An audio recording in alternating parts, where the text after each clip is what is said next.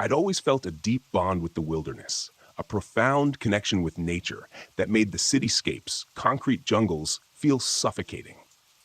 When I received my acceptance letter as a park ranger at the Great Smoky Mountains National Park, I was ecstatic.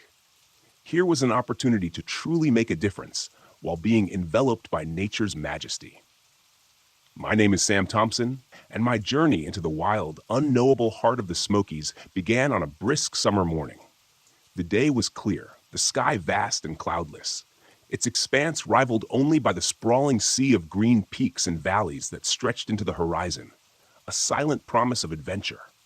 Perhaps a hint of danger, but ultimately an irresistible call to the unknown. The ranger station was an unassuming structure nestled in the crook of two towering hills, a comforting oasis of human architecture amidst the wild expanse. As I stepped inside, I was met by the rich aroma of brewed coffee and a symphony of radios crackling with static. It was here I met the team, a diverse bunch united by a shared respect for nature's wild beauty and the steely resolve to protect it. Mike, a grizzled veteran ranger with laughter lines etched deep into his face, extended a warm, firm handshake. Lara, a spirited ecologist with an infectious passion for the park's biodiversity, welcomed me with an encouraging smile. There were others, of course, each with their unique quirks and stories, but all sharing an unspoken bond, an appreciation for the immense responsibility we held as custodians of the park. In the late afternoon, after the station's bustle had eased, I decided to take a solitary walk. The towering trees cast long shadows, the sun beginning its descent behind the hills. A rustle caught my attention, a flash of russet brown between the trees. A deer, it seemed. But as it raised its head to look at me, something was off. Its eyes held an eerie intelligence that made a chill creep up my spine. Then the deer made a noise, a sound so surreal that I was frozen in my tracks. It was a whisper, eerily similar to a human voice.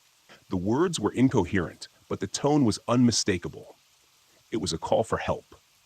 I blinked, and the deer was gone, leaving only the echo of its uncanny cry. I shook my head, convincing myself that the exhaustion from the day had played tricks on my mind. Little did I know that this was just a prelude, a first taste of the eerie symphony that the Smoky Mountains had in store. My tenure as a park ranger had officially begun, and with it, the veil was about to be lifted, revealing the true nature of the park. The wilderness I thought I knew was about to challenge my very understanding of reality, and there was no turning back. My second day at the park dawned bright and early. I awoke to the symphony of birdsong and the aroma of dew-soaked leaves. The allure of the Great Smoky Mountains had not dulled with the setting sun. It had merely transformed, offering a different face under the morning light. At the ranger station, the day started with an informal briefing. Mike outlined our duties, peppering his monologue with anecdotes and advice. Each story carried a subtle lesson about the unpredictability of the wilderness. It was humbling to realize that, despite our modern tools and technology, we were still at the mercy of nature's whims. As the day progressed, I got to know my fellow rangers better. Their stories varied, yet a common theme echoed throughout: an awe-inspiring respect for the park and its unexplained mysteries. Their eyes twinkled with a mix of fear and fascination when they shared tales of unusual animal behavior, uncharted trails that led nowhere, and hikers who had gotten lost, only to reappear inexplicably miles away from their last known locations. In the fading light of the afternoon, I found myself drawn to the trail where I had encountered the strange deer. I followed the familiar path, the trees whispering untold stories in the wind. The forest seemed different in daylight, less menacing, but still holding on to its secrets with a quiet dignity. As I walked, I could almost hear the echo of that eerie whisper that had sent chills down my spine the previous evening. The deer, with its intelligent eyes, the human-like cry it had made, it all seemed impossible in the stark daylight. I told myself it was just a product of my imagination, fueled by the anxiety and excitement of my new position. I spent the rest of the day patrolling, getting to know the winding trails, the hidden brooks, and the tranquil meadows of the park. The beauty of the Smokies was breathtaking, a tranquil oasis of green, punctuated by the vibrant colors of wildflowers and the constant background music of the forest. Returning to the ranger station, I found myself equally awestruck and apprehensive. The Great Smoky Mountains were indeed beautiful, an untouched piece of heaven on earth. But underneath its verdant beauty was an undercurrent of something else, something that lurked in the shadows and mimicked human voices. As I settled in for the night, I couldn't shake off the haunting image of the strange deer. I decided to share my experience with the other rangers the next day. My curiosity piqued. Unbeknownst to me, this decision would set off a chain of events that would lead me into the deepest mysteries of the park, a journey that would transform my understanding of the world and my place in it. The next morning dawned with the chirping of birds and a gentle breeze that rustled the leaves. As I walked into the main area of the station, I felt a knot of anticipation in my stomach. Would sharing my experience with the deer make me sound unhinged? Would my colleagues think less of me? Or worse, question my competence? After our regular morning briefing, I decided to bite the bullet. I described my encounter, choosing my words carefully, trying to make it sound less like a creepy campfire story and more like a fascinating anomaly. To my surprise, there was no laughter, no ribbing. Instead, there were nods of understanding, even a few knowing smiles. Mike, his face serious but not unkind, began to share stories of his own. He spoke of strange happenings, eerie sounds in the night, and shadows that seemed to move on their own. His stories weren't told in a tone of fear, but rather a kind of resignation, a concession to the fact that there were things in the park they couldn't explain, things that defied rationality. Laura chimed in too, adding her own experiences.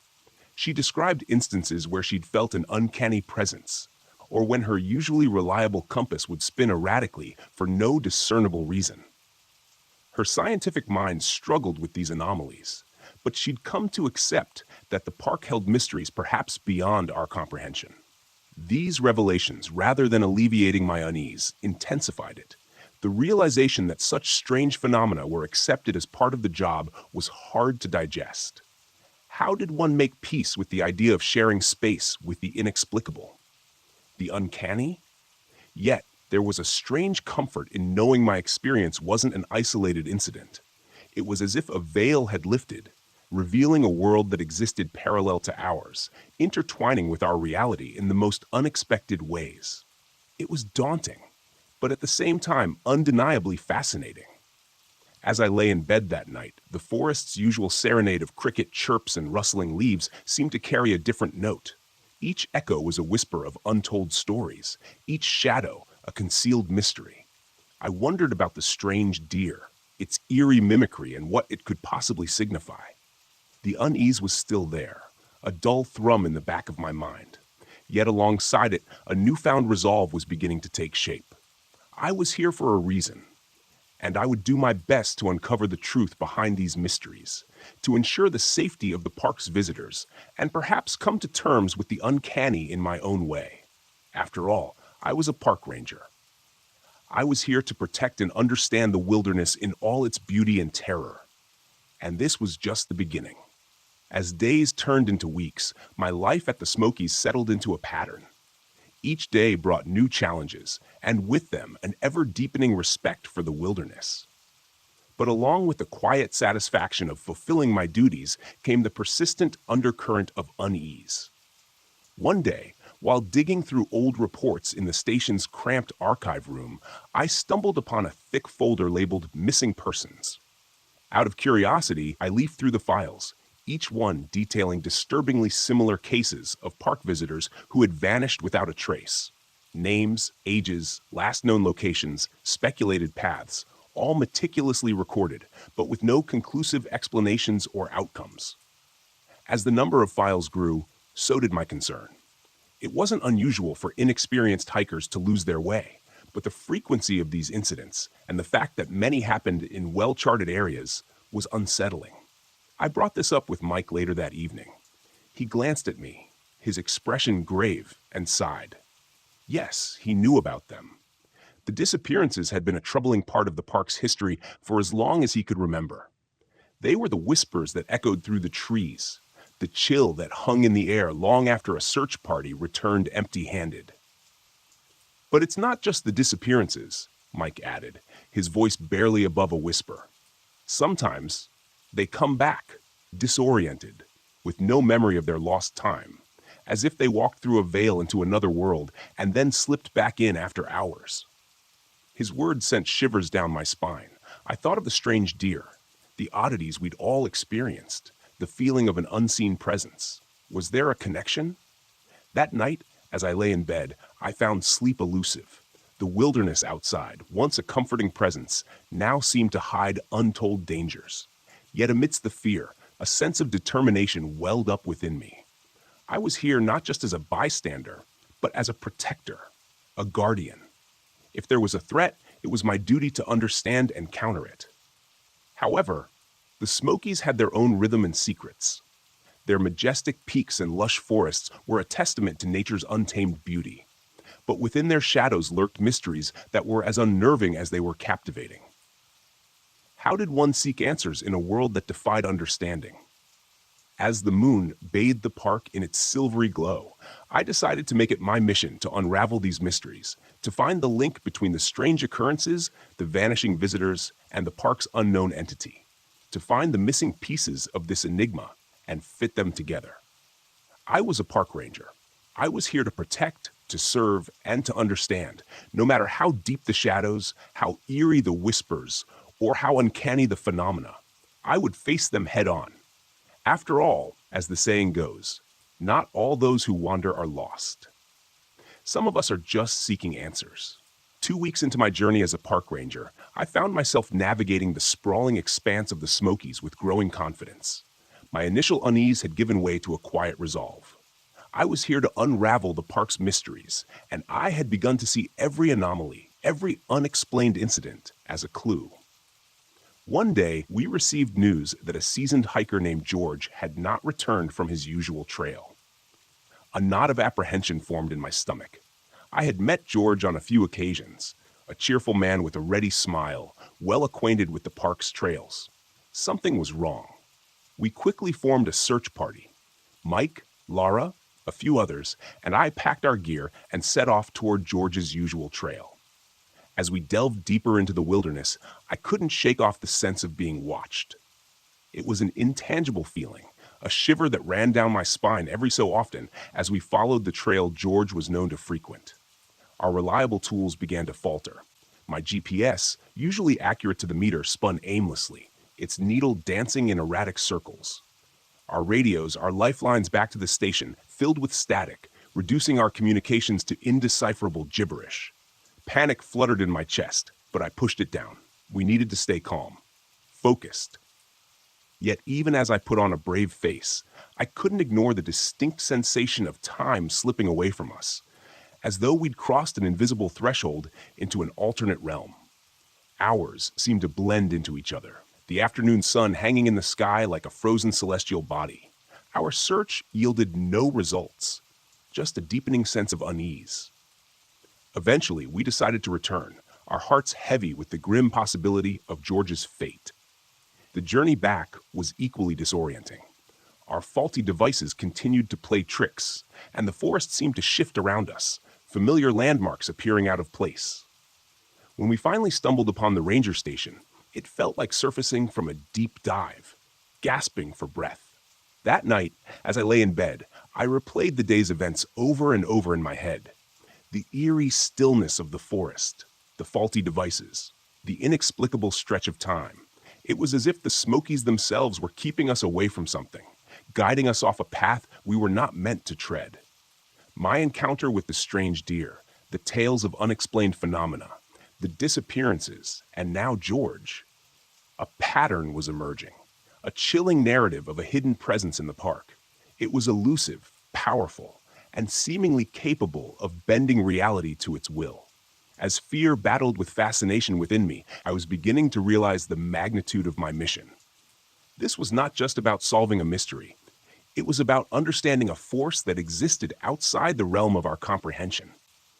And somewhere in the midst of this tangled enigma, I felt a personal stake. I was a part of this narrative, and I was determined to see it through. For George, for the park, and for myself. The days following George's disappearance were a blur.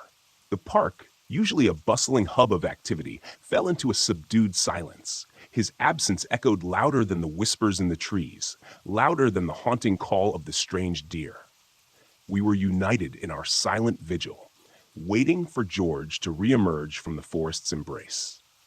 3 days later, just as the last vestiges of hope were beginning to flicker out, George reappeared. He was found by a group of early morning hikers, dazed and disoriented, standing at the edge of a well-trodden path he should have easily recognized. We were overjoyed, relieved, but also deeply perplexed. George had no recollection of his lost time. He remembered setting off on his hike, the sun warming his face as he took the familiar trail. His next memory was of waking up to the concerned faces of the hikers who found him. We listened with rapt attention as he narrated his fragmented experience. His confusion, his fear, mirrored our own. And amidst his disjointed memories, he recalled one peculiar detail. A deer, a seemingly ordinary deer that had looked at him with a strange intensity, its call echoing in his mind, even though he couldn't quite remember the sound. The room fell into a profound silence as he shared this detail. It was a chilling confirmation of our fears. The uncanny link we'd suspected, the strange deer, was not just an anomaly. It was an integral part of the park's mysteries, a key to the unsettling phenomena that were becoming increasingly hard to ignore. George's return only strengthened my resolve to uncover the truth. The park and its secrets were more than just unexplained anomalies. They were now an active threat to the people we had sworn to protect. And while the fear was still there, it was now overshadowed by a firm resolve, a determination to confront the unexplainable. In the days that followed, I immersed myself in the mission. I meticulously documented every detail of George's case, cross-referencing his experience with past incidents, creating a detailed map of occurrences in an attempt to find a pattern. The park had become my life.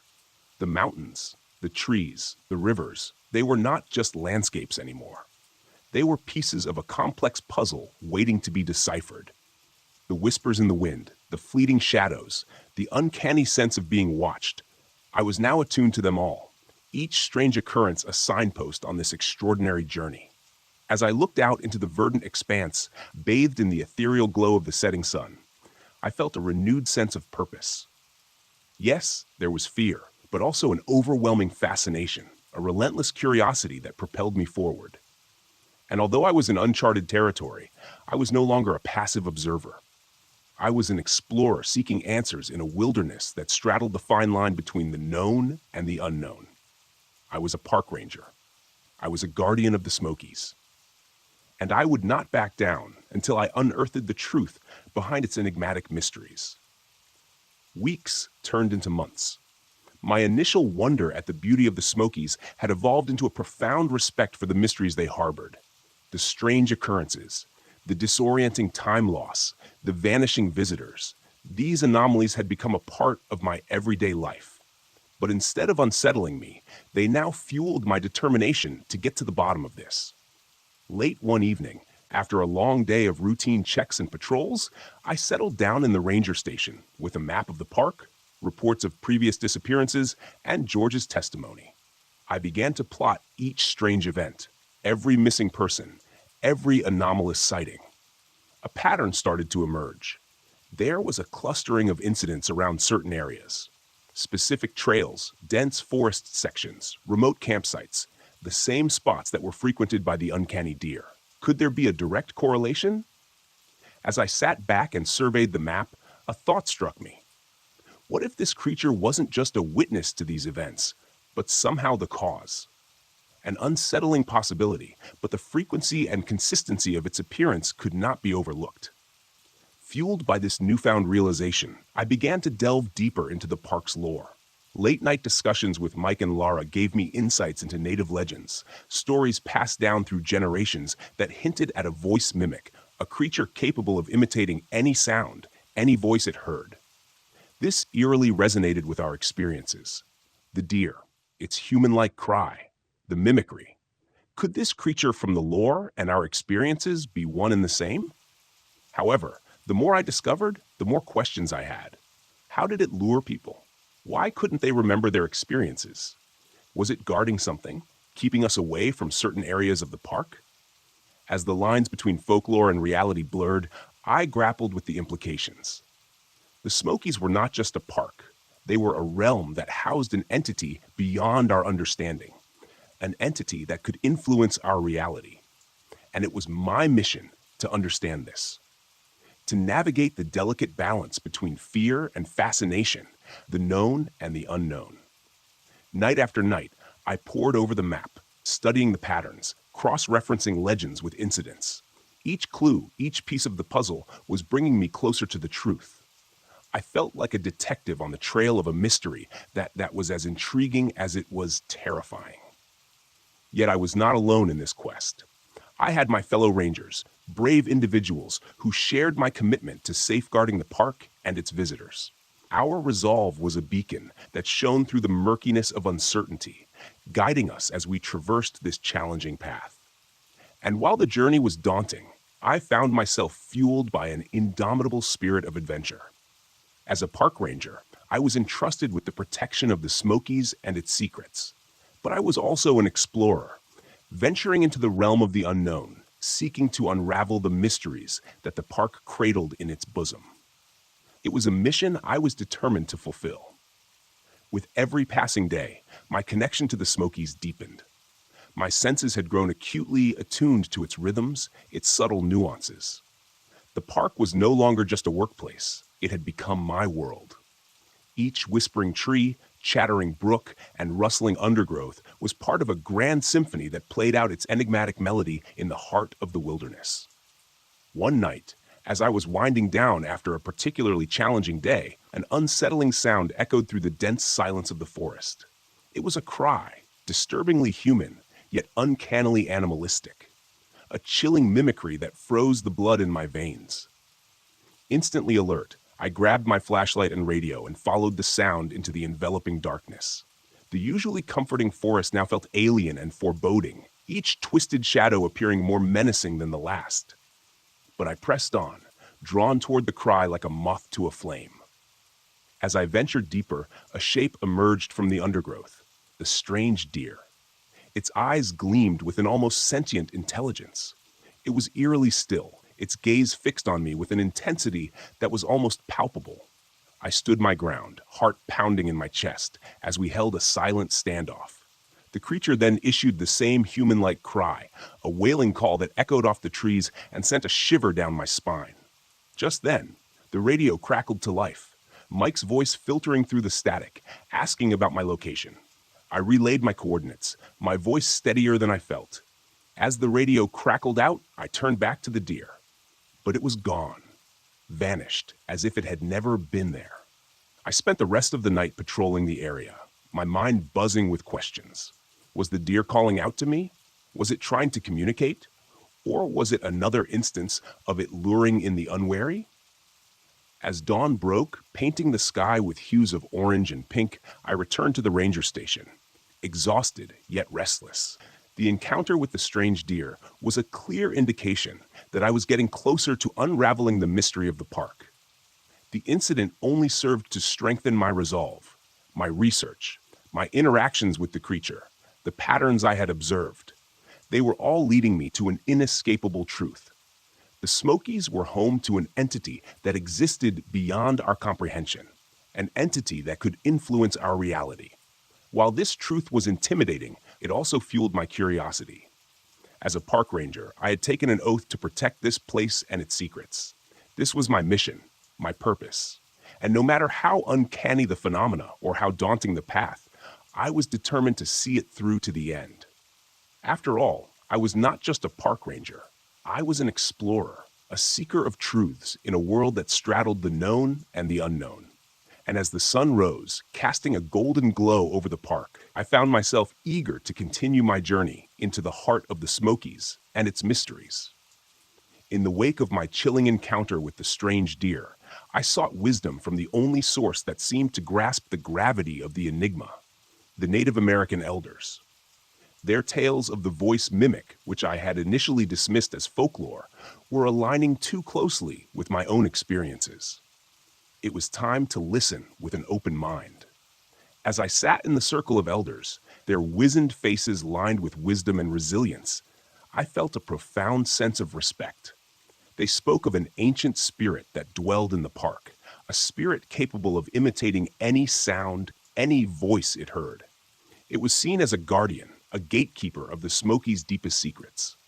The elders described its form as that of a deer, a familiar creature in the park. It had the power to influence time, leading those it chose into a realm where minutes could stretch into hours, where reality as we knew it was distorted. As they spoke, their words resonated with the truth of my experiences. The lost hikers, the strange deer, the distortion of time. It was becoming clear that the entity and the phenomena were one and the same. Yet the elders didn't view the entity as malicious. They believed it was protecting something, preserving the balance between the park and the outside world. Those who went missing were not victims, but chosen ones, individuals who were led to the realm and then returned with no memory of their experience. Listening to the elders, I felt a mix of emotions: fear, fascination, and a strange sense of relief. I wasn't losing my mind. The events weren't mere anomalies. There was an explanation, as fantastic as it seemed. As I left the gathering, I looked out toward the Great Smoky Mountains, their peaks bathed in the glow of the setting sun. They seemed serene, unassuming, yet I knew they were teeming with secrets that had survived centuries. Secrets that I was just beginning to understand. The knowledge I gained from the elders fueled my resolve. I would do my utmost to respect and protect the balance the entity was guarding. The park wasn't just a tourist attraction or even a wildlife haven. It was the dwelling of an ancient spirit, a being beyond human comprehension. As a park ranger, my mission was evolving. I was no longer just a guardian of the park. I was a liaison between two worlds, the known and the unknown. It was a daunting responsibility, but one I was ready to shoulder. That night, as I lay in my bed at the ranger station, the whispers of the forest seemed less ominous, more familiar. I wasn't a stranger in the Smokies anymore. I was part of its intricate web, its ancient lore, its extraordinary reality, and I was ready to fulfill my role, ready to protect its mysteries while striving to comprehend them. As summer turned to fall, I found myself more immersed in the park than ever before. Each rustling leaf, each whispering wind seemed to carry a hidden message, a secret waiting to be discovered. My meetings with the elders had given me a deeper understanding, but there were still countless questions that lingered in my mind. One evening, while on patrol, I came across a part of the park that felt eerily familiar. It was the same spot where I had encountered the strange deer, the area where the veil between our world and the entities seemed thinnest. A shiver ran down my spine as a chilling sense of déjà vu washed over me. I felt watched, observed by unseen eyes. I turned around to see the strange deer standing at the edge of the clearing, its gaze focused on me. But this time, there was no fear, only a profound sense of recognition. I could not communicate with it, but I felt an understanding pass between us. It knew. I knew. That night, as I made my way back to the ranger station, I felt a peculiar shift in the atmosphere. It was as if the forest had accepted me, recognized me, not as an intruder, but as a part of its enigmatic existence. Days turned into weeks, and my experiences in the park continued to evolve. There were times when I would lose track of hours, only to find myself back at the ranger station, my memories of the elapsed time hazy and fragmented. I'd find unexplainable notes in my handwriting, maps with trails marked that I didn't remember plotting, and occasionally a strange human-like cry echoing in my mind. As unnerving as these instances were, they also filled me with a strange sense of peace. I was being drawn into the entity's realm, experiencing the reality it existed in. The park and I had become inseparable, two entities coexisting in a delicate balance, each trying to understand the other. My conversations with Mike and Lara became more about sharing experiences and less about seeking explanations. We had all accepted the existence of the unknown in our midst. And while we were still park rangers, committed to our duty, We had also become explorers, navigators, charting a course through an unexplored reality. As fall gave way to winter, the park took on a surreal beauty. The snow-capped peaks shimmered in the moonlight, and the barren trees stood like silent sentinels, witnesses to the extraordinary reality that unfolded beneath their skeletal branches. And amidst this ethereal landscape, I stood, a guardian of the known and an explorer of the unknown, ready to embrace whatever the Smokies had in store. For I knew now, more than ever, that being a park ranger here was not just a duty, but a calling, one that I was ready to answer. Winter had settled over the Smokies, casting a blanket of quiet tranquility. The park was less crowded now, the biting cold a deterrent for most hikers.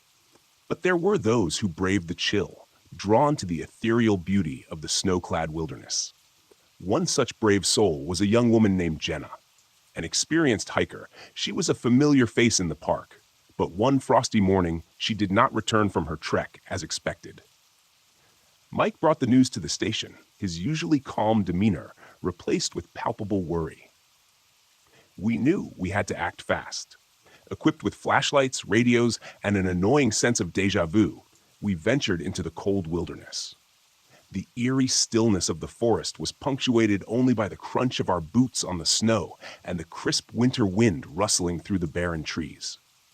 Our search led us to the areas where the strange occurrences were most frequent, areas where reality seemed thin and mutable. But the woods gave away no secrets. The radios crackled, GPS signals flickered, and time seemed to warp around us. Hours turned into days, and still there was no trace of Jenna. Our search grew more frantic, our resolve tinged with desperation. But then, on the third day, something inexplicable happened. We found Jenna in a remote clearing. Confused but unharmed, she had no memory of the last 3 days, no recollection of what had transpired. It was as if she had been plucked from reality and then returned, her mind wiped clean of the experience. As we escorted her back to the safety of the ranger station, I couldn't help but feel a sense of awe. We were navigating a reality that defied logic, a reality that was as fantastical as it was disconcerting. But despite the challenges, we were making a difference, ensuring that people like Jenna returned safely from the realm of the unknown. That night, as I sat in the ranger station reflecting on the day's events, I realized how far we had come. We had started as park rangers, guardians of the wilderness. Now, we were also guardians of an extraordinary secret, protectors of a delicate balance between two worlds. As the moon shone down on the tranquil expanse of the park, I couldn't help but feel a sense of contentment. This was my world, a world of towering peaks and whispering winds, a world of lost hikers and enigmatic entities, a world that balanced on the fine line between reality and folklore. And despite its challenges, despite its enigmas, it was a world I was proud to be a part of. For I was not just a park ranger. I was a keeper of secrets, a navigator of the unknown, and a guardian of the extraordinary balance that defined the Great Smoky Mountains National Park. As spring breathed life back into the Smokies, I found myself reflecting on my journey. It had been a year since I first arrived, a year filled with extraordinary revelations and incredible experiences. I had come to be a park ranger, a guardian of the wilderness, but had become so much more. From my first encounter with the strange deer to the tales of the elders, every experience had led me closer to the heart of the park, its ancient spirit. I had been chosen, just like Jenna and the others, to walk the line between two worlds, to protect and understand the extraordinary balance of the park. As I stood on the porch of the ranger station, gazing out at the vast expanse of wilderness, I felt a profound sense of belonging. The park was more than just a workplace, it was home. And I, in my role as a ranger, was more than just a guardian. I was a part of the park, its lore and its reality. The strange deer, the voice mimic. It was a constant presence, a reminder of the extraordinary entity that dwelled in the park. Its calls no longer filled me with fear, but with understanding, a reminder of the delicate balance we shared. Mike, Lara, and I continued our roles, guardians navigating the extraordinary. We shared our experiences, growing closer as we unraveled the mysteries of the Smokies. We were not just colleagues, but comrades, chosen to witness and protect the extraordinary. The hikers who wandered off returned, their memories blank slates, but their spirits untouched. The park continued its rhythm, the wilderness alive with the harmony of the known and the unknown. The elders, too, remained a source of wisdom and guidance. Their stories, once folklore to me, had become my reality, a testament to the extraordinary coexistence we were a part of. As I looked back at the past year, I realized how much I had grown, how much I had learned. Being a park ranger in the Smokies had challenged me, pushed my understanding of reality, but it had also rewarded me with experiences and insights beyond my wildest imagination. As I watched the sunrise paint the sky with hues of pink and orange, I knew I was exactly where I was meant to be. I was a park ranger, yes, but also an explorer, a guardian of secrets, a navigator of the unknown. I was an integral part of the extraordinary reality that was the Great Smoky Mountains National Park. As the new day dawned, I walked back into the ranger station, ready to start another day in my extraordinary world. For I knew that every new day in the Smokies would bring a new experience, a new insight into the extraordinary balance I was chosen to protect. The park and I, we were in this together, ready to embrace the mysteries, the challenges, and the marvels that lay ahead. After all, we were more than just rangers in a national park. We were guardians of the extraordinary, protectors of a reality that was as mystifying as it was marvelous. And I wouldn't have it any other way.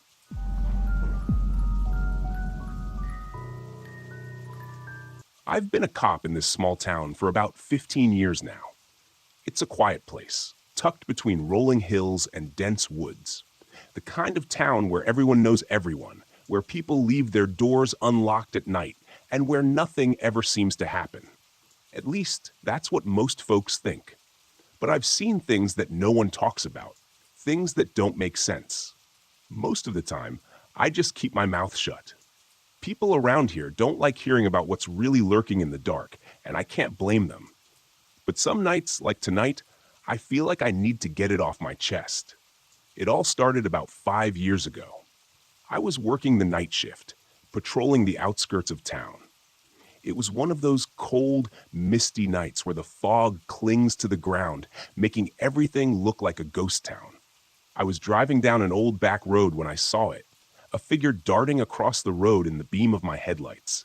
I slammed on the brakes, heart pounding, but by the time I skidded to a stop, the thing was gone. I say thing because it wasn't a person. It was too fast, too low to the ground. At first, I thought maybe it was a deer or a coyote, but the way it moved wasn't right. It was unnatural. I got out of the car, shining my flashlight into the trees, but all I could see was the fog swallowing the light. That night, I chalked it up to my imagination. Maybe I was tired. Maybe I'd just seen a shadow, I told myself. But I couldn't shake the feeling that something had been out there, something watching me from the trees. A few weeks later, a call came in from one of the farms on the edge of town. A couple of cows had been killed. Mauled, actually. The farmer said it looked like a bear attack, but there haven't been bears in this part of Kentucky for as long as I've been alive. When I got to the scene, I almost threw up. The cows were ripped apart like something had torn into them with claws the size of butcher knives. I've seen animal attacks before, but this was different. There were no tracks, no signs of anything that could have done that kind of damage. We filed the report as a wild animal attack and told the farmer to keep his livestock locked up at night, but something about it didn't sit right with me. Over the next few months, more reports started coming in. Livestock disappearing, pets going missing, strange sounds in the woods at night. People were on edge, but no one wanted to admit that something was wrong. This town is built on denial, on pretending everything's fine, even when it isn't. Then one night, I got a call from Old Man Jenkins. Now, Jenkins is a bit of a town legend, a recluse who lives way out in the woods, never really bothering anyone. He doesn't call for help unless he absolutely has to. So when I got the call, I knew something serious had gone down. I drove out to his place, my gut churning the whole way. The road leading up to his cabin was overgrown, barely more than a dirt path. And by the time I got there, the fog was so thick I could barely see. Jenkins was waiting for me on his porch, shotgun in hand, pale as a ghost. "It's out there," he whispered as I got out of the car. "It's been watching me." I tried to get more out of him, but he wouldn't say much, just that something had been stalking his cabin for the past few nights. He'd seen it out of the corner of his eye, darting between the trees, circling his place, waiting. He didn't know what it was, but he knew it wasn't any animal he'd ever seen. We stayed out there for a couple of hours, watching the tree line. Every now and then, I'd hear something, a branch snapping, the rustle of leaves, but I didn't see anything. Just as I was about to tell Jenkins we should call it a night, I saw it. It was fast, just a blur of movement at the edge of the woods, but it was enough to make my blood run cold. I couldn't make out much, but it was tall, taller than any human, with long, spindly limbs and eyes that glowed in the darkness. Jenkins fired off a shot, but whatever it was didn't even flinch. It just disappeared into the fog, leaving us standing there, hearts pounding, breath catching in our throats. I tried to tell myself it was a trick of the light, but deep down, I knew better. I didn't sleep that night. Neither did Jenkins. The sightings kept happening after that, more frequent, more intense. People started whispering about the creatures in the woods, but no one wanted to admit it was real. Not out loud, anyway. One night, I was driving home from another late shift when I saw something in the middle of the road. It was standing there, tall and thin, with those same glowing eyes. I slammed on the brakes, my heart hammering in my chest, and for a moment, it just stared at me, like it was trying to decide whether or not to come closer. And then, in the blink of an eye, it vanished into the woods. I've tried to explain it away, believe me, but I can't. There's something out here in these hills, something that doesn't belong. People go missing sometimes, and we always blame it on accidents or wild animals. But I know the truth. I've seen them. So if you ever find yourself in the backwoods of Kentucky, do yourself a favor. Stay inside after dark. Don't go wandering off into the trees. And if you hear something rustling in the woods, don't go looking for it. Because out here, there are things in the dark. And they're watching. They're always watching. About a year ago, I moved my family and me to a home way out in the woods in Tennessee. I wanted to be brief here, but I need to get this off my chest. And after looking into this matter a little more, I have a lot more details that I think will paint a clear picture in the end. So please bear with me.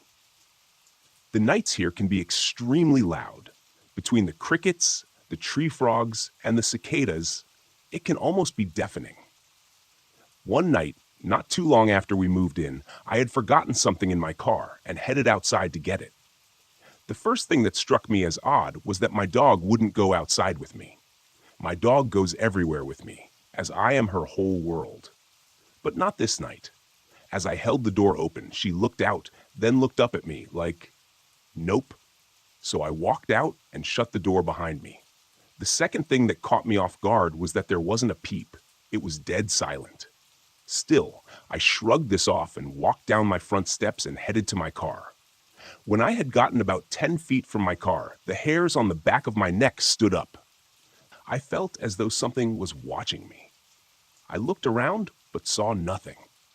After I reached into my car for what I had forgotten earlier, I had this feeling like something was moving toward me. I took a step back and checked around me. All of a sudden, I heard one of my hedges next to me, ones that line the walkway to our front door, rattle. At first, I thought it was a rabbit that I had spooked, as I had seen one just earlier in the day right where this was. A few seconds later, I heard the sound of a large rock, about the size of a cantaloupe, landing a few feet away from me. It hit the walkway and bounced into a shrub. I drew my gun, called out, and said, "Whoever this is about to be shot." After a few seconds of nothing, I began to think that maybe it was some local teenagers messing with the new people. I holstered my sidearm, turned, and started walking back to my front door. Almost as soon as I turned toward my house, I heard this deep panting sound. It sounded like a huge dog, but what made me note back to my front door was that it sounded like it was right behind me. I leapt up onto my porch, turned, and drew my gun again, expecting something right there. But again, there was nothing. A couple of weeks later, I was on my porch at night, sitting on a bench with my wife. She got up and walked inside to get something. And as soon as she shut the door, I heard that panting sound again. I couldn't see anything, yet it sounded like it was right on top of me. The sound was coming from everywhere, and it was very loud. Again, I couldn't see anything, so I noped it back inside the house. At this point, I was questioning moving here, but after nothing else really happened, I let it go. A month or so later, it was a really rainy and stormy night. It was around 9 p.m., and my wife and I enjoy listening to the rain and talking about how relaxing it is. Me, growing up in Oregon, I loved the rain. And for the past 10 years, we lived in Vegas, where it would dump the entire year's worth of rain in one day, then be bone dry for the rest of the year. For my wife, who grew up in Nevada, rain was a rare thing. She loved going outside and watching it. So for us, this was an enjoyable experience. Except this night, in particular, things took a weird turn. As we were sitting there talking about the rain and relaxing, my wife stopped me and said, "Did you hear that?" I said, "No." "What did you hear?" She said, "I swear it sounded like a small child calling for help out in the woods beside our house." I said, "No, I didn't hear anything." After a few moments of us listening intently, she said, "There it is again." I said, "I didn't hear a thing, sweetie. Are you sure you're not just hearing things?" She looked at me, offended that I didn't hear it, and said, "No, I am positive. How could you not hear that? It was our son. I think he's out there and got lost." I said, "No, he's in the house, sleeping on the couch." We then both looked through the blinds that were open right behind us, and we could see all of our children laying there. She said, "That's so weird. I swear it sounds like our son." I said, "Well, it isn't him. He's right there. Besides, I don't hear anything." She then stood up and said, "Wow, he's really crying out for help. I need to go look for him." Now, at this point, if you knew my wife, you'd know she is absolutely creeped out by the woods and wouldn't be caught dead walking into them during daylight, much less at night during a storm. I grabbed her hand and said, "I've been listening intently, and there is absolutely nobody calling out for help. You need to stay here." At this point, I was getting worried about her. She was acting completely out of character. Not to mention, she was 8 months pregnant with our baby daughter. She then said, "What if there is some child out there lost in the woods?" I said, "Well, first off, I would be able to hear them too. Secondly, there are no other kids around here for miles, and the odds of them being lost 100 feet from our house, which is lit up like a Christmas tree, is nil." She said, "I know, but what if it's a kid?" Before I could say anything else, she stood up and started walking toward the stairs. I jumped up and grabbed her hand again and said, "No, you're not. Get in the house." I didn't know what was going on, but I told her she needed to go inside. She complied, and we both went inside. I didn't know what this was, but it freaked me out. A few months after this, just as it was getting dark outside, I heard the front door to our house open, and I got up to investigate. We have autistic 6-year-old twins, and we have the door set up so they can't open it without us there. So to hear this sound, it could only be my wife.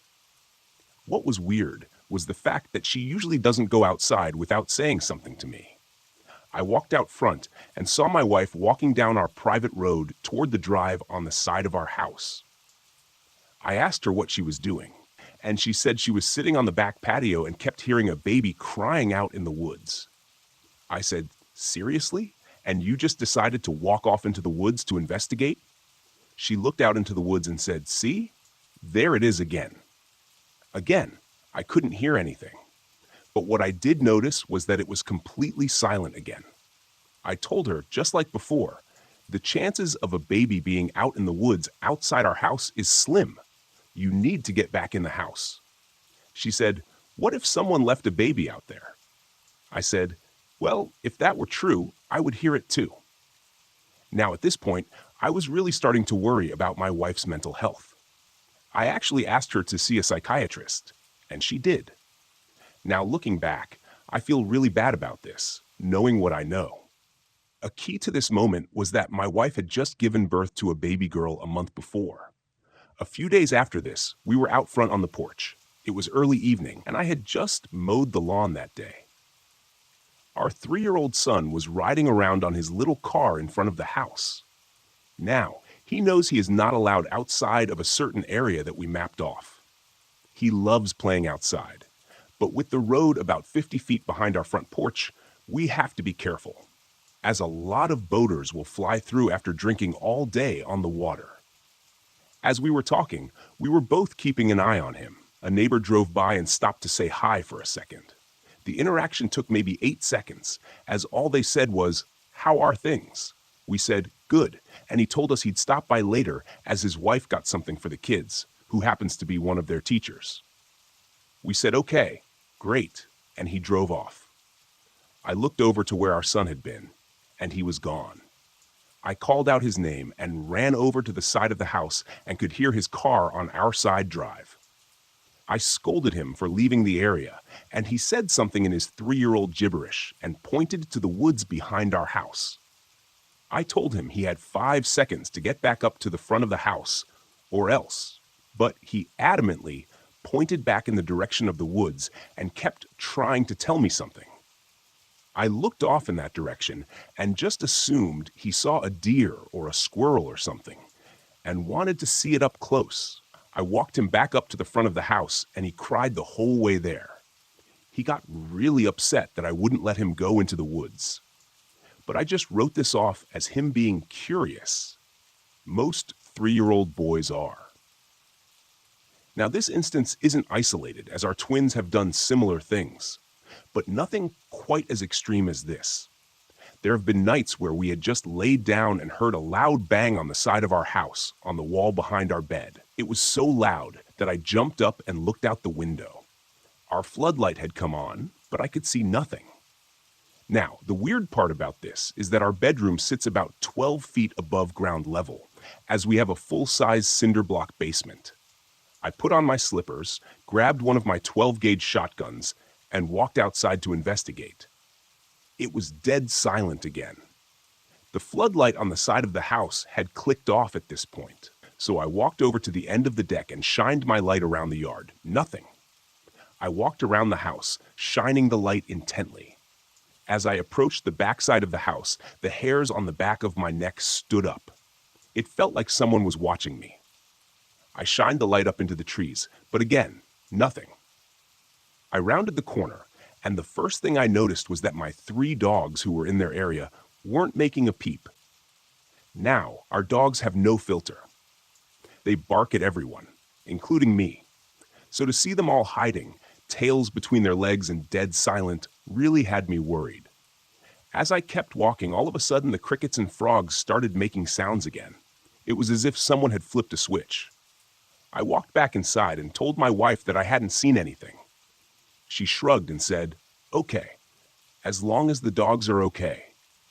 Due to the circumstances that night, I decided to let the dogs in to sleep with us. This very same thing has happened on all 4 exterior walls of our house. It's random and annoying, but just like this instance, every time there is nothing outside. There have also been times when we were sitting in the house, and while I was watching a movie, my wife walked over and asked, "Did you call me?" I said no. She swore she had heard me call her name, right in her ear. She said it was definitely my voice, but I was about 20 feet away in my recliner. The important part, she was sitting at the table doing something, and the slider to the backyard was open behind her. Our back patio sits about 20 feet off the ground like a balcony with no stairs. I think the previous owner built it for barbecuing. There have been several instances where she said she heard someone whisper in her ear, but she couldn't make out what it said. I kept thinking she was going crazy. But as you'll see, I think all of this ties into this final moment where things are revealed. The last thing I want to mention before we get into what just happened is that I have a shooting range built behind my workshop, on the opposite side of our property near the main road. It's kind of on a downslope, but it works perfectly for what I need. The range is cut straight into the woods, going down about 100 yards. When you're downrange, you're surrounded by woods on all sides, except back up to my shop. I have to say, it always feels creepy when I'm dealing with my targets or mowing. When you're down there, it feels like you're miles from anyone. One day, around 5 p.m., I was sighting in a new rifle scope. The sun was still up but fading. I knew this would be my last test. Until then, nothing had really happened during my trips downrange, other than this constant feeling of uneasiness. As I got downrange, I kept getting this overwhelming feeling like someone or something was watching me. I looked around but didn't see anything. As I was placing stickers over my previous shots, I heard something big off to the side. It sounded like a large branch snapping. Now, if you've been in the Tennessee woods, you know branches fall off trees all the time. But this one sounded fresh, like strong, live wood, if that makes sense. I turned and looked, nothing. I started walking back up to my rifle, and I swear I heard someone right behind me. I turned around, again, nothing. As I started walking again, I heard a deep growl. It was really deep and loud. Worse yet, it felt like it was all around me. I turned to face the range and started walking backward. The thought of a wild dog charging me freaked me out, so running didn't seem like a good idea. I slowly backed up the hill to my rifle. Nothing happened. I grabbed my rifle and sprayed the target with rapid fire, hoping to scare off whatever was stalking me. I left 10 rounds in the mag, grabbed my rifle bag, and quickly walked back to the house. I never told my wife. I didn't want her to freak out. Fast forward about a year. My niece was staying with us as a live-in nanny during summer break from college. We were coming back from the store and about a mile from the house when I saw 2 eyes reflecting in the headlights from a wide tree on the side of the road. It caught my attention. They were higher than a deer's, but a different color and size. Just as I said, "What is that?" and squinted, they vanished. I commented that it was almost like it knew I could see it and moved. The color was golden or green, and it moved like a large cat, ominous, hard to explain. I shrugged it off as we passed the tree and saw nothing. A few minutes later, we arrived home. As we were getting bags out of the car, my 3-year-old son came running out to greet me. As I waited to help carry bags, I heard my dog growl. I looked in the direction she was focused, my neighbor's property across the street. Now what I saw has kept me up at night. Up until this point, I was skeptical. Even after what happened the year before, I still thought maybe it was just my imagination. My street is in a spread-out neighborhood. Each house sits on several acres, and at the end of the road is Kentucky Lake. My neighbor's house is adjacent to mine on about an acre. Directly in front of us is a wall of woods, and behind us is thousands of acres of untouched forest. As I looked across to my neighbors, I saw a large dark figure between the trees. It moved quickly on all fours, then stood up and walked like a man. It was tall, but what was strange was the distance it was covering. When it passed in front of the shed, I swear I could see through it. It was clearly walking quickly, but faster than any human sprint. And more importantly, no sound. It was like it phased in and out of reality as it moved. I said, "What the hell is that?" and realized it was looking at us. It had moved at an angle to minimize its exposure and was moving fast and silently. The hairs on my neck stood up. Whatever it was stalking us. I told my niece to get inside. I grabbed my son and ran in. I came back out with my AR-15 and a short scope. My niece was still out grabbing stuff from the car. I was annoyed. I told her clearly to go inside, but I said nothing and just watched. She turned toward the woods and suddenly bolted to the house, panicked. I asked what she saw, her face pale. She said, "I heard something big walking in the woods, and then a deep guttural growl." I asked why she didn't come when I told her. She said she thought I was talking to my son. I told her what I had seen. She wanted to go get a closer look. I told her not to, but she went anyway. As she walked down the walkway, I heard leaves crunching in the woods. I told her to stop and take the flashlight. She was about 6 feet from the SUV. As she turned and walked back, I saw something gray and hairy bolt from behind the SUV and across the street into the woods. Our SUV is about 6.5 feet tall. Whatever it was, it cleared about 45 feet in what looked like a single leap. It moved like lightning. Whatever it was, it wanted my niece. It had been hiding behind the car, out of sight, waiting. She still doubted me and walked back with the flashlight. As she entered the driveway, she stopped, leaned forward like she saw something. I asked what it was. She ran back onto the porch, repeating, "Nope, nope, nope." She said there was a figure hiding inside a tree, and she saw its eyes. I asked what they looked like.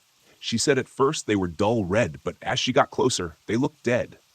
I asked, "What do you mean dead?" She said the pupils looked gray, like blind eyes, almost like a dark cloud. She wanted to go out again and took a step down, but as she did, it revealed itself from the tree. I said, "Get inside," and locked the door. It looked like a tall, human-shaped being. It was really tall and ominous as hell. The next morning, we compared its height to the tree limb. It was around 9 feet tall. The eyes were about 6 inches apart. At this point, I don't know what this thing was. After researching, I think it might have been a glimmerman or a crawler. I checked for sightings in Benton County, but found nothing. More importantly, it seemed to phase in and out, like a shadow person, but bigger, more obvious. I originally posted this on r/Bigfoot, but after more research, I believe it belongs here. One thing that makes this fit is that it can communicate telepathically. This explains why everyone was hearing things no one else could. It also mimics playback communication. So when I heard a dog panting, it was probably one of my dogs that I had heard. My wife was actually hearing our son crying for help, as he had recently fallen and cried for help. The baby crying would be our newborn baby, who she had given birth to recently. And it must have heard me call my wife's name and kept telepathically calling my wife's name with my voice. Another thing that my niece had said that night was that she felt compelled to go back outside to it. She said she felt like this thing was communicating with her somehow, and it wanted her to go back outside. The more I read about this thing, the more everything that's been happening over this past year makes sense. One thing that I find extra convincing is that down the road towards the lake, there is a property that is barbed wired off and is a wall of forest with no driveway. A lot of the property down our road is undeveloped, owned land, and on one of the trees there's this large old sign that says, "Screamer lives here," with an arrow pointing back into the woods. Now, I have to admit, when I first saw this sign, I laughed, thinking maybe the owner screamed at trespassers who entered his property, and teenagers put up the sign to mess with him. But when I did a satellite search of our neighborhood, that entire section of road has no houses or trails or anything, and is just pure forest as far as the eye can see. One of the things that this thing is said to do is make a loud scream when threatened. Now that you understand my story, I doubt this is the ending. The next question is, what can we do? I don't want my wife or kids to disappear one day. And if there is more than one of these things out there, this really makes the missing Form 1 make a whole lot of sense. I feel perplexed and scared, as what can I do? Any advice? I will try and keep this post alive with any new experiences. I have reason to believe a rancher in the northwest of my state might have come under a Wendigo attack. I'm on the trail of the case as a paranormal investigator, and I realized I know very little about Wendigos, besides having seen 2 outside my home a few years back. 40 cows were killed but not consumed, with bites consistent with that of a large canine. I'm almost 80% sure it was a skinwalker rather than a Wendigo, but a friend of mine asked if there's any chance it could be a Wendigo, so I wanted to give it the right amount of thought before discarding the theory. Since Wendigos are characterized by all-consuming hunger, I'm inclined to say it wasn't one. I'm truly convinced it was a skinwalker, but I figured I'd gather a second opinion or 3. Also, if there's anything I'm missing, let me know. Any other possible options? I live in the western USA, and I've already ruled out Sasquatches. I don't have enough information to confirm the existence of genuine lycanthropes, but that would be a solid guess if I could be sure they were real. This was about 23 years ago, and I had no clue what a dogman was, and I didn't believe in anything supernatural back then. I was hunting wild hogs in one of the southernmost areas of the Great Dismal Swamp. This is far south of the wildlife refuge where it ends at the Albemarle Sound in eastern North Carolina. I had put my boat in the water at a friend's house, about a half hour by water from where I went into the swamp. This was in late November, so it was pretty cold and really overcast, and it gets dark around 5 or so. It was about noon when I tied up and got out of the boat. The first hour or so was pretty uneventful. I was working my way inland. Some of this part of the swamp can be walked through when the tide is low, and it's just marshy with deeper canals and bogs scattered about. But there aren't any trails or marked paths or anything, so you really have to pay attention to where you're going, and definitely need a compass since you can't see the sun. It's pretty dark in there, even on bright and sunny days. I was back in there about 2 hours, looking for signs of hogs. I could tell some had been back there at some point, but it had been a while. I got a little further in and started smelling what I had thought was a boar. It's breeding season, and male wild hogs have a very distinct smell. It's musky and kind of fermented, mixed with old poop and urine. Kind of hard to explain if you've never smelled it before. However, this was different. It was musky, but more like an outside dog that's soaking wet. I stopped to look and listen, and after 10 or so minutes, I started hearing a snuffling breathing that came and went. After a bit, I started to hear some growling. I started to get a little freaked out because it didn't sound like a hog, and it sounded big. I stopped again and knelt down, waiting and looking around. Where I was at, the brush was pretty thick, so I really couldn't see more than 20 or so feet in any direction. That's when I started seeing movement. It definitely wasn't moving like a hog. It was kind of low, walking crouched down, but not on all fours, and I was only getting glimpses of it, and it would stop. It was probably about 40 feet away. This is when I actually started getting scared. I was born in northeastern Kentucky and spent most of my free time as a kid in the woods, camping, riding dirt bikes, and have always been comfortable even in the deep woods. So when I moved to NC, I fell in love with the swamp. This is the first time I think I had ever felt real, actual fear. I had a Mossberg 590 shotgun, but no extra shells and no pistol. The 590 also has a bayonet lug, so I took out the bayonet and put it on. I started backing up, not taking my eyes off where I had last seen whatever it was. A few minutes later, I hear it again, a little further over to my left. I'm probably about 3/4 of a mile into the swamp.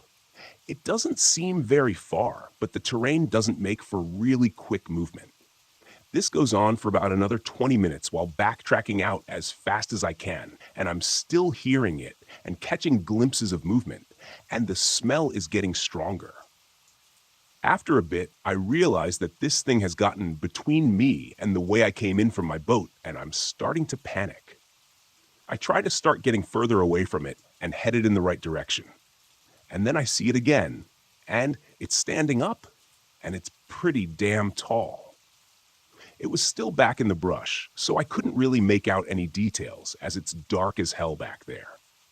I wanted to cry and run, but I knew that was a bad idea.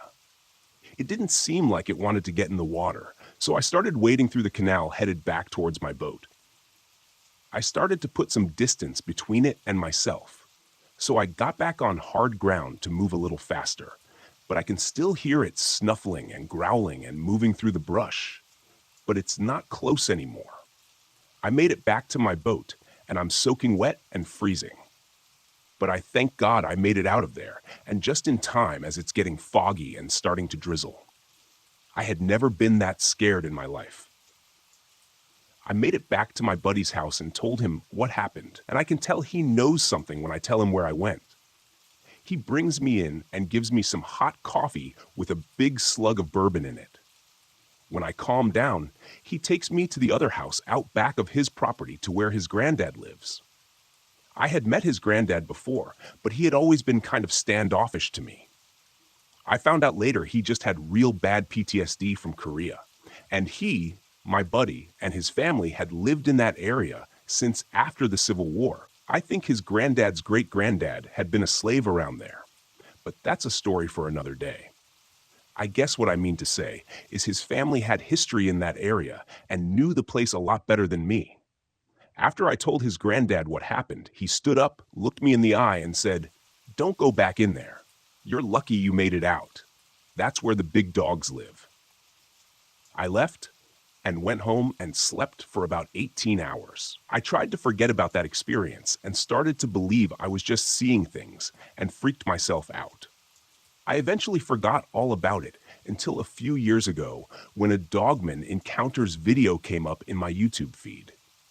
I was curious what the hell a Dogman was, so I started listening to it, and that whole experience came flooding back to mind. It was very similar to what happened to me. I started looking into it, and there have been other sightings and encounters in eastern North Carolina. So that's my story. I'm 44 now and still live in coastal North Carolina, but haven't been back anywhere close to that area. I still hunt and love the outdoors in the swamp, but don't go too far in anymore. I live right next to a Navajo reservation and have made friends with many of the people there. My age, we like to hang out, play video games, and just be normal teenagers. I walk over there a lot since my best friend lives just a little less than a mile away from me. This isn't a long trek and usually only takes me about 25 to 30 minutes. I have made this trip dozens of times now and have grown very comfortable with it. I know the people along the way, so I'm not scared or on edge at all. However, there is a patch of forest about midway there that's a little unnerving. Sometimes there is always that feeling of being watched. This was a regular occurrence for me, so I tried to just ignore it and shake it off as my mind was playing tricks on me. This day, I spent more time at my friend's house than I meant to, and when I left, it was already getting dark. I reached the stretch of forest right as the sun disappeared from the sky. I shivered a little as I readied myself to begin the journey. I was 10 steps in when I heard a branch snap. You know the sound, the one that screams that there is definitely someone or something there with you. I froze, not sure of what I should do next. Should I run? Should I turn around and book it back to my friend's house? I didn't know the best option in this situation, so I whispered, "Hello," hearing my voice crack as the words fell from my lips. I don't know why I even opened my mouth, but it was out there. So I listened for any reply. My heart sank when the answer came back and the sound of my own voice echoed, "Hello." I started to breathe too fast, my heart pounding against my chest. I felt like I might faint. "Hello." My voice came again, but not from my mouth. I wanted to run, but my feet felt cemented to the ground. I couldn't scream. I couldn't reply, as my voice echoed over and over from only a short distance away. I couldn't pinpoint exactly where it was coming from. It sounded like it was everywhere around me. "Hello," it repeated. "Stop it." I finally managed to tear from my lips. Everything went silent for a long minute. Nothing happened. The air only grew stale, and I realized for the first time there were no typical forest sounds, no bugs, no frogs or crickets, nothing. I stood there terrified, waiting to see what could happen next. "Stop it," it mimicked back. I'd had enough and was willing for my heavy legs to move. Before I could take a step, I heard rustling in the bushes only 20 feet to my left. I watched in horror as a deer head with huge antlers protruded from the bush. And as it came further out and stood upon two legs, I took off. I flew out of those woods and all the way home in record time. I said nothing to my mom when I got there. I just went up to my room, laid down, and thought about what happened. My mother came in at some point and asked me if everything was all right. I replied yes, that I was just tired. I don't know why I didn't tell her. I guess I might have just been afraid of how she would react. I called my friend and told him everything. He freaked out and told me that no matter what happened that night, to reply or look out my window. This terrified me even more. He said to call the next morning and he would explain more, that he had to speak to his grandfather as soon as possible. That night, I didn't sleep. I stayed awake listening to every little sound the night brought. Around 3 a.m., just as I was about to drift off, I noticed the air changed. The night sounds quieted, and I felt my heart begin to pound. I lay there and waited, pulling the covers up over my head like a child far too scared to move. It came after a long moment. "Hello," I cried. It was all I could do. "Hello? Stop it!" It mocked what I had said in the woods again. It was terrifying enough when it copied what I said, but then it did something new. It called my name Amy in my mother's voice. "Amy, Amy, come here!" "Hello, stop it!" My voice again. For the rest of the night, the creature outside my window called my name in my mother's voice and repeated what I said in the woods over and over. In the morning, when the sun broke through the dark, it finally stopped. I fell into a fitful sleep. I woke around noon to my friend calling to tell me that he had spoken to his grandfather and could explain what had happened to me. He said there was a creature called a Yanella Ducci who goes on all fours. He explained that it was an evil entity that used dark magic to transform into an animal with the attributes it required. It had caught my scent and knew me. Now, I was also given a warning that since it knew me, it would always follow me, and I would always have to be careful. Last night I heard scratching on my window, then a low hum. The creature began saying my name again, but also adding in things I hadn't said in my mother's voice. At one point, it started calling my name, but drawing it out really, like it tried to get me to come inside or open the door and let it in. This went on all night. At this point, I feel like I'm going crazy. I don't know what to do. Is it seriously going to stalk the shadows around me for the rest of my life? I don't think I can handle that. I live in Somerset County, Pennsylvania on the mountain ridge and was curious if there have been any reports of any type of activity here this past year. We live in a very rural area, and I've been in this home for 20 years. This past year, it just seems like some strange things have been happening. My teen daughter's bedroom window faces the road. Across the road is a wooded area and farmland, with lots of abandoned mines in this area. I'm sure the area across the road has been mined. My daughter, who is 17, has been complaining since probably the summer of 2023 about strange noises coming from the woods. One night, she woke me, and I heard them as well. The best explanation I could come up with was feral hogs. Even though we never saw what was making these noises and causing the trees to move, the noises were feral and terrifying. We have visits from coyotes, bobcats, fishers, bears, and all kinds of native wildlife, and we hear those types of sounds all the time. This was different. The trees were shaking. My daughter goes out very early for the bus when it's dark and has also claimed to see a deer that disappeared, reappeared, or shapeshifted to the point where she is afraid to wait for the bus. I saw a mountain lion on my property this past summer. I've decided that was just a normal mountain lion, despite the Game Commission's insistence that they don't live here. I know it sounds ridiculous, but things seem strange here lately. Something is just different. There is a creepy feeling I get when I'm outside at times, like I'm being watched, that I've never had before. I've also noticed much more air traffic overhead, to the point that I installed an app on my phone to see what was flying over. I've seen more strange helicopters flying over, where it used to be occasional. I usually brush it off as having something to do with the Flight 93 memorial. On Thursday night, January 18th, 2023, around 6:50 p.m., a helicopter went over so low that it shook my house. I was busy, so it took a couple of minutes of this continuing before I checked the app and noticed it was a Black Hawk helicopter out of Latrobe. It was across the road, over the area where my daughter had been complaining of the noises coming from the woods. It hovered over the area for a good 10 minutes in one spot, then disappeared from the radar altogether. I tried to see it from my upstairs window, but couldn't see much. My husband, who initially thought I was paranoid, also began to think it was strange. We saw lights in the woods over that way, but not much more. We could not see the helicopter in the air. The weather has been generally crappy here with high winds and blowing snow this week. I'm not sure if they landed or turned off the radar, but I'm guessing they may have landed because I could no longer hear the helicopter sounds. I've believed in the paranormal for a long time because I once saw a ghost in the 90s when I lived in Baltimore. I've never really thought much about cryptids or things that could be dangerous. Just wondering if you've heard anyone else reporting odd things in this area. It's not the Chestnut Ridge.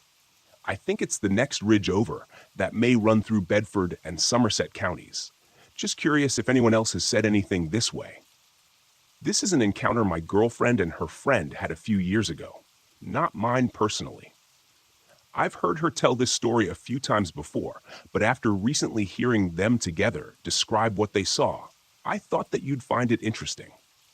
Maybe someone has seen something similar. This encounter happened in Lakewood, New Jersey, a few years back. It was midday, sometime in September. My girlfriend and her friend used to jog together regularly at local parks. The park they were at this particular day is called Lake Curzalejo, which butts up to a housing development. The trail they were on loops around the lake, and 3/4 of the trail is basically just a normal paved sidewalk that follows a road, but eventually turns to dirt and goes through a small wooded area on the far side of the lake, the other quarter of the trail. Mind you, this place is far from being remote. It is New Jersey, after all.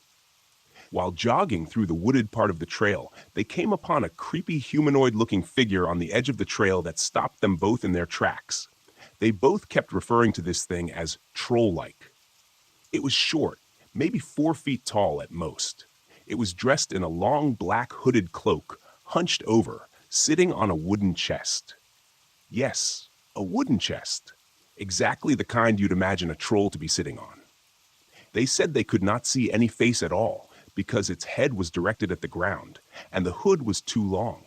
But what they did notice was the cloak was short enough to see part of its legs, which were wearing what looked like regular flesh-colored stockings and had very small, clubbed feet.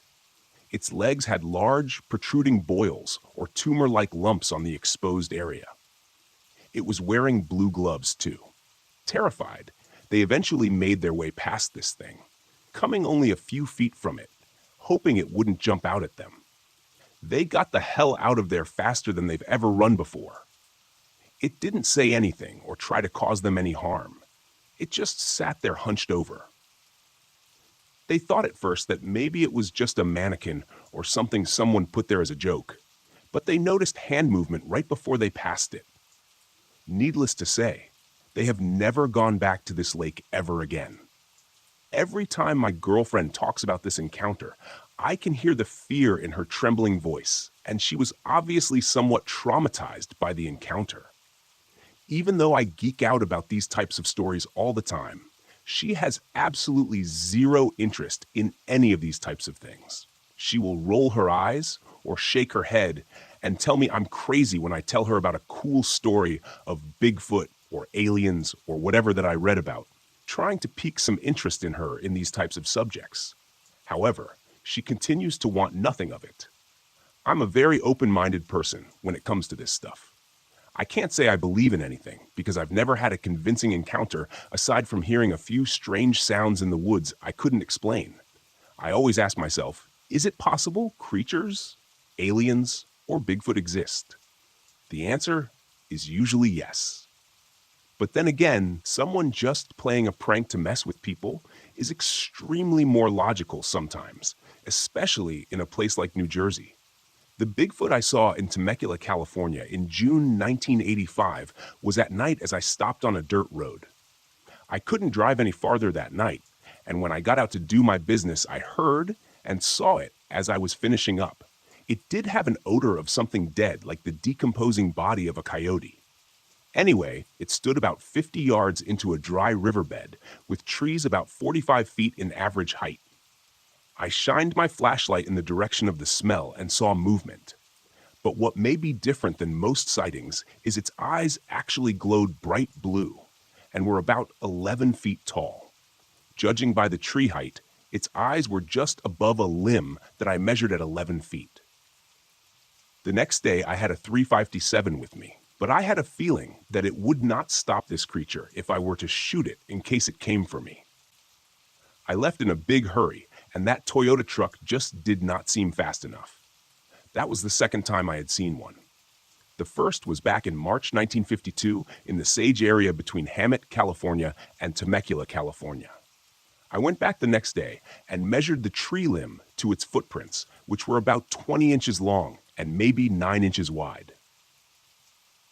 This was a huge creature. I had a .357 I carried at all times with my own hot loads, a Colt Python with which I was very accurate. But it was so big, I felt it would not stop if he or she came for me. Do or don't take my word. I know that 11 feet is big, but that is what I believe it to be, by the footprints and the tree limb. One difference from other sightings, except for the dead and foul smell, is this one difference. Its eyes glowed a bright blue when a light was flashed in its eyes, and me being 70 yards away, which is fairly close, it is out there somewhere, most likely. This area is close to the Puma Indian Reservation, which goes down towards Mount Palmer Observatory, a whole lot of forestry-type land.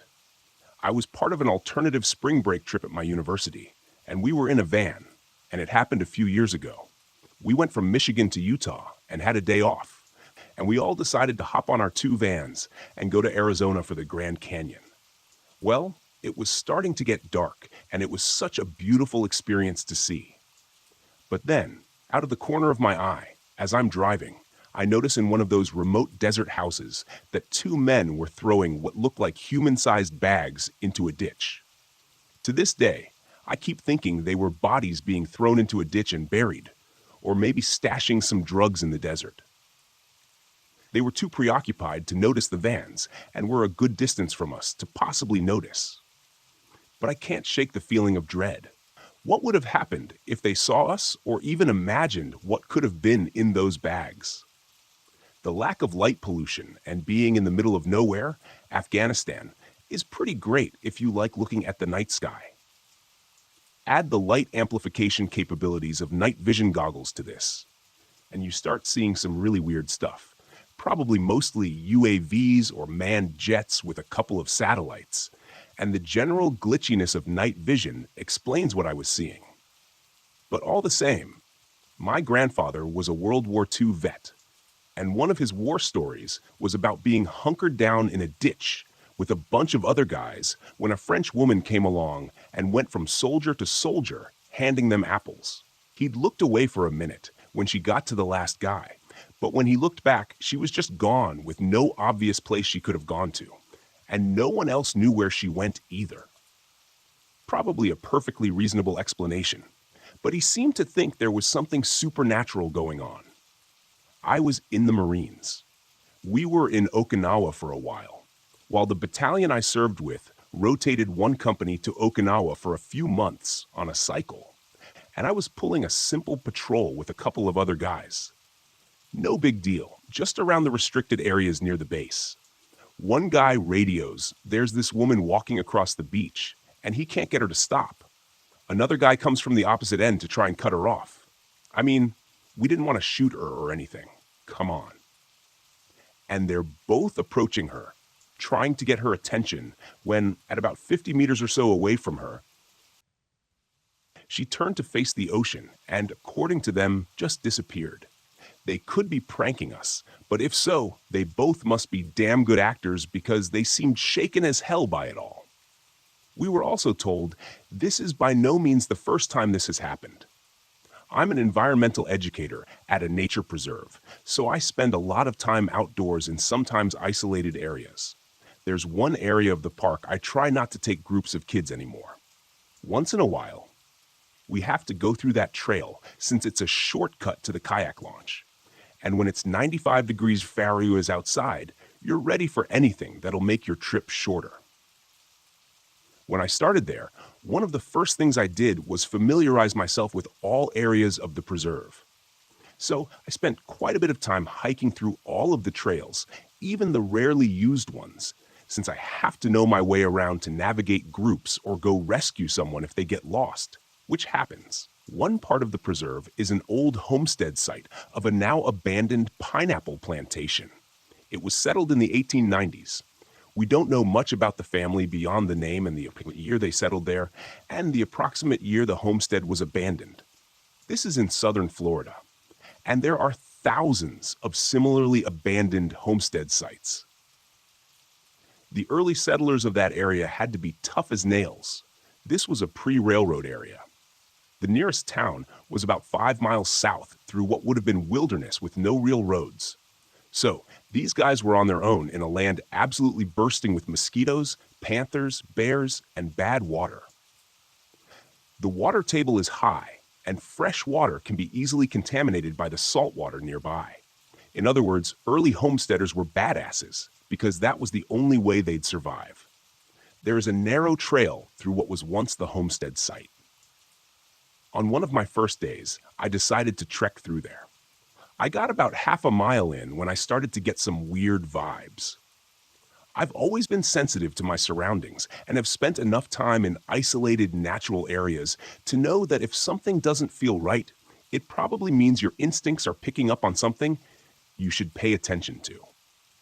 Usually, this means your brain is picking up on minute movements on the ground that indicate an unfriendly snake may be nearby, or another animal you don't want to confront.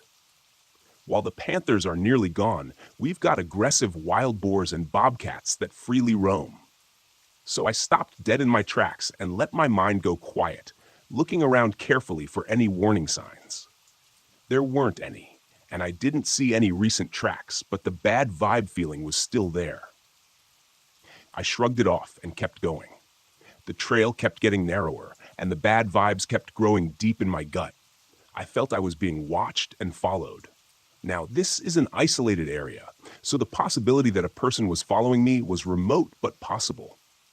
I stopped every few meters, but there were no sounds. Actually, none at all, not even birds. I started to sweat, and my heart started to race. One thought kept echoing in my mind. You are not welcome here. You are not welcome here. Turn around, you are not welcome. Well, fuck that, I thought, just jittery from nervous new job feeling. I came to a bend in the trail, and I stopped. My feet would go no further. In my mind, the phrase got louder and louder. You are not welcome here. You are not welcome here. I heard a crash coming from behind me, but when I turned to investigate, there was no one. Not animal, not human, nothing. The vegetation was sparse enough I would have been able to see something. I turned around and left. I put it down to nerves or me being a wimp or something and sort of forgot about it.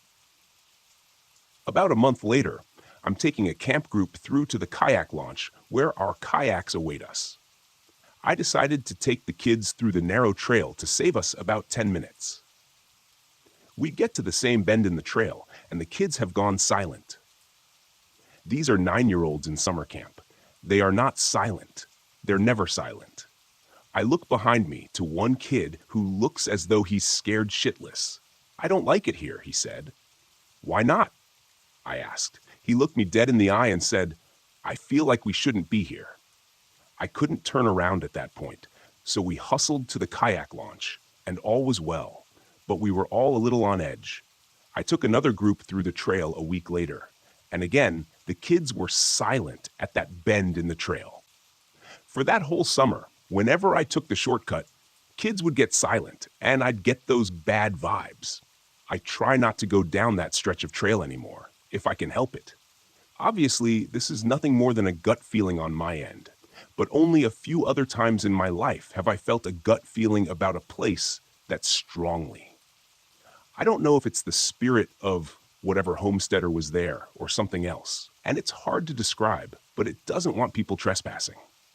As far as I know, it's never hurt anyone, but it seems to make everyone feel the same way. You're not welcome. My father was driving a truck, and at around 3 a.m. in California, he was on a dirt road between cornfields, going faster than he should have been probably, when all of a sudden, some woman appeared on the side of the lane and stood there. It was so last second that he couldn't react, and the right side mirror ended up hitting her in the head. He stopped, couldn't find her, called the police, and made a report. They never found her.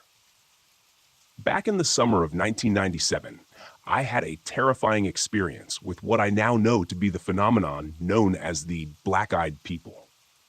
At the time, I had never heard of these beings and have been bothered by the experience for many years. It's only just occurred to me to scour the internet to see if anyone else has ever witnessed anything like it, as I knew that I couldn't possibly be the only one that this has happened to. My encounter differs from any that I have now discovered so far, as they were not trying to communicate with me, but were rather trying to keep away from me. Believe me, I now know that that is a good thing. Also, it differs in the fact that my experience happened in broad daylight rather than late at night like the others I have read. It was a hot, sunny summer day in 1997. I was about 15 at the time and was out with my friends. I live in a small town called Grantham in Lincolnshire, UK. While out with my friends, I was not far from my home and decided to go home to grab a quick drink. My two friends accompanied me down to my house and waited outside while I went in to have a drink of water. I was quite thirsty, so quickly drank 2 pints of water and then went back outside. My friends had gone, so I decided I would walk back to my friend's house, which was around the other side of the block. As I walked up the path to the street, I happened to look about 5 houses down where my mom's friend lived. At the front of her garden, she had a wooden fence at the time and a driveway on the furthest side of the garden.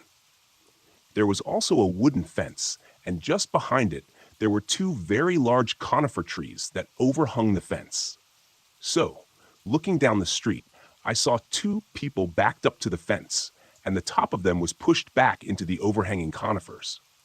So, I only saw the 2 pairs of legs. Thinking that these were my friends messing around with me, I started walking down towards them. As I got closer to them, I shouted out, "Come on, you 2, I can see you hiding there."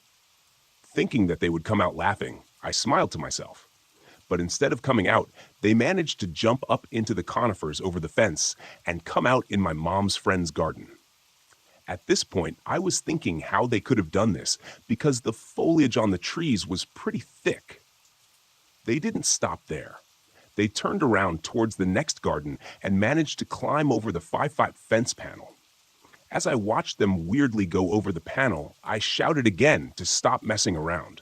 I said that it was weird the way they got over the fence because it wasn't a hop or a jump. I can only describe it as lizard-like. That's the only way that comes to my mind to describe it. So, I kept walking down the road and watched as they went over a 6-foot gate into the next door's back garden. So I thought to myself, I know what to do. I would carry on walking and catch them when they come out of the next garden. I picked up my pace, carried on, and caught sight of them in the next garden, and stopped dead in my tracks as I looked in horror at what I'd been chasing. They stood a few feet away from each other. One looked like a teenager. He was wearing the fashion of the time, which was a blue puffer jacket that was zipped up. He was wearing jogging bottoms that had studs up the legs, which were called poppers, trainers, and a baseball cap. I didn't look at his face, as the other one caught my attention nearly straight away. This one was much older, very pale skin. The top of his head was completely bald, but around the side of his head, he had long greasy black hair down to the middle of his back. He was wearing a long trench coat, which went down to his ankles. He was wearing boots. His hands had long fingers that ended with sharp-looking dirty nails. He had a big hooked nose, and his eyes were pure black. It looked so evil. As my eyes met him, it felt like time stood still. Nothing was moving. Not a leaf, no breeze, nobody else in the street. Silence. I couldn't move, as I was paralyzed with fear and terror. I knew it was staring at me into my eyes, maybe into my soul. I stood rooted to the spot for what felt like hours, but must have been maybe 5 minutes. I broke the eye contact, turned, and ran for what felt like my life back to my house. When I got indoors, I sat down and cried like a big baby. I couldn't console myself. It took me a while to compose myself and tell my parents what had happened. They didn't know what to do. I sat down and drew what I had seen. I still have the drawing today. Not that I need it. That image is well and truly etched into my mind, and I would probably draw the exact same one in another 30 years. I don't know what this thing is. It definitely was not human. Over the years, it has played on my mind, bringing many questions and no answers. I thought it was either an alien, a demon, or any monster in between. Some of the questions it's brought me, apart from what is it, how did they climb the fence like they did? Why were they wearing large coats on a boiling hot day after reading other accounts of them? Why were they out in the middle of the day on a normal street in a small town? Why did they run from me? I hope no one ever has the experience of encountering these black-eyed beings. If you see one, run for it. P.S. It turned out that my friends went straight back home when they left me. I was quite angry with them for a while and told them what had happened, only for them to laugh at me and think I was joking. I've never been more serious about anything. This is no laughing matter, and I dread to think what could have happened if I hadn't run off. Please be aware of them and take care of yourself. This was not hiking, but it was in a remote place in the woods.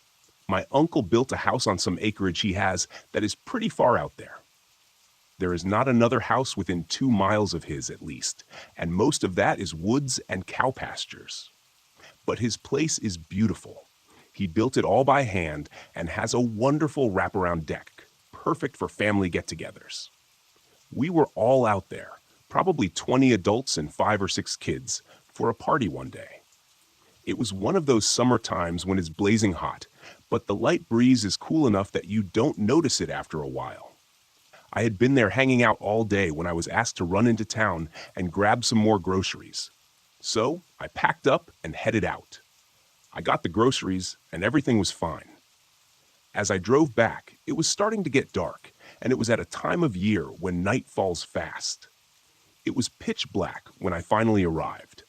As I pulled up, I noticed something sitting in front of my car, facing the house. It wasn't disturbed by my headlights, but it did glance back at me once. It was a panther, just chilling there, watching the party. As I sat there for a second, watching it, I noticed that it had specifically placed itself near the edge where all the kids were running around. After I had my headlights on it for a minute or so, it kind of looked back at me again, as if to say, "Okay, I was caught. Oh well." And then it gave the most human-like sigh and just walked off into the woods. I sat there for a bit before building myself up to get out of my car and go to the party to tell everyone.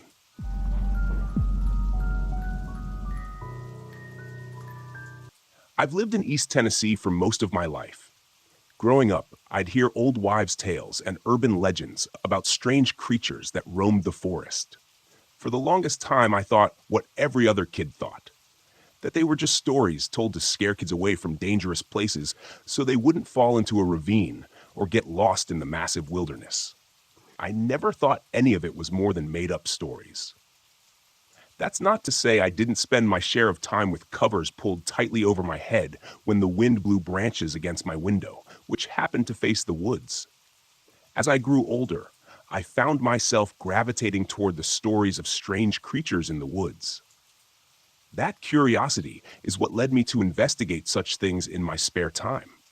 People around here seem to be obsessed with Bigfoot, as if he's some local celebrity. They tend to ignore or downplay other cryptids.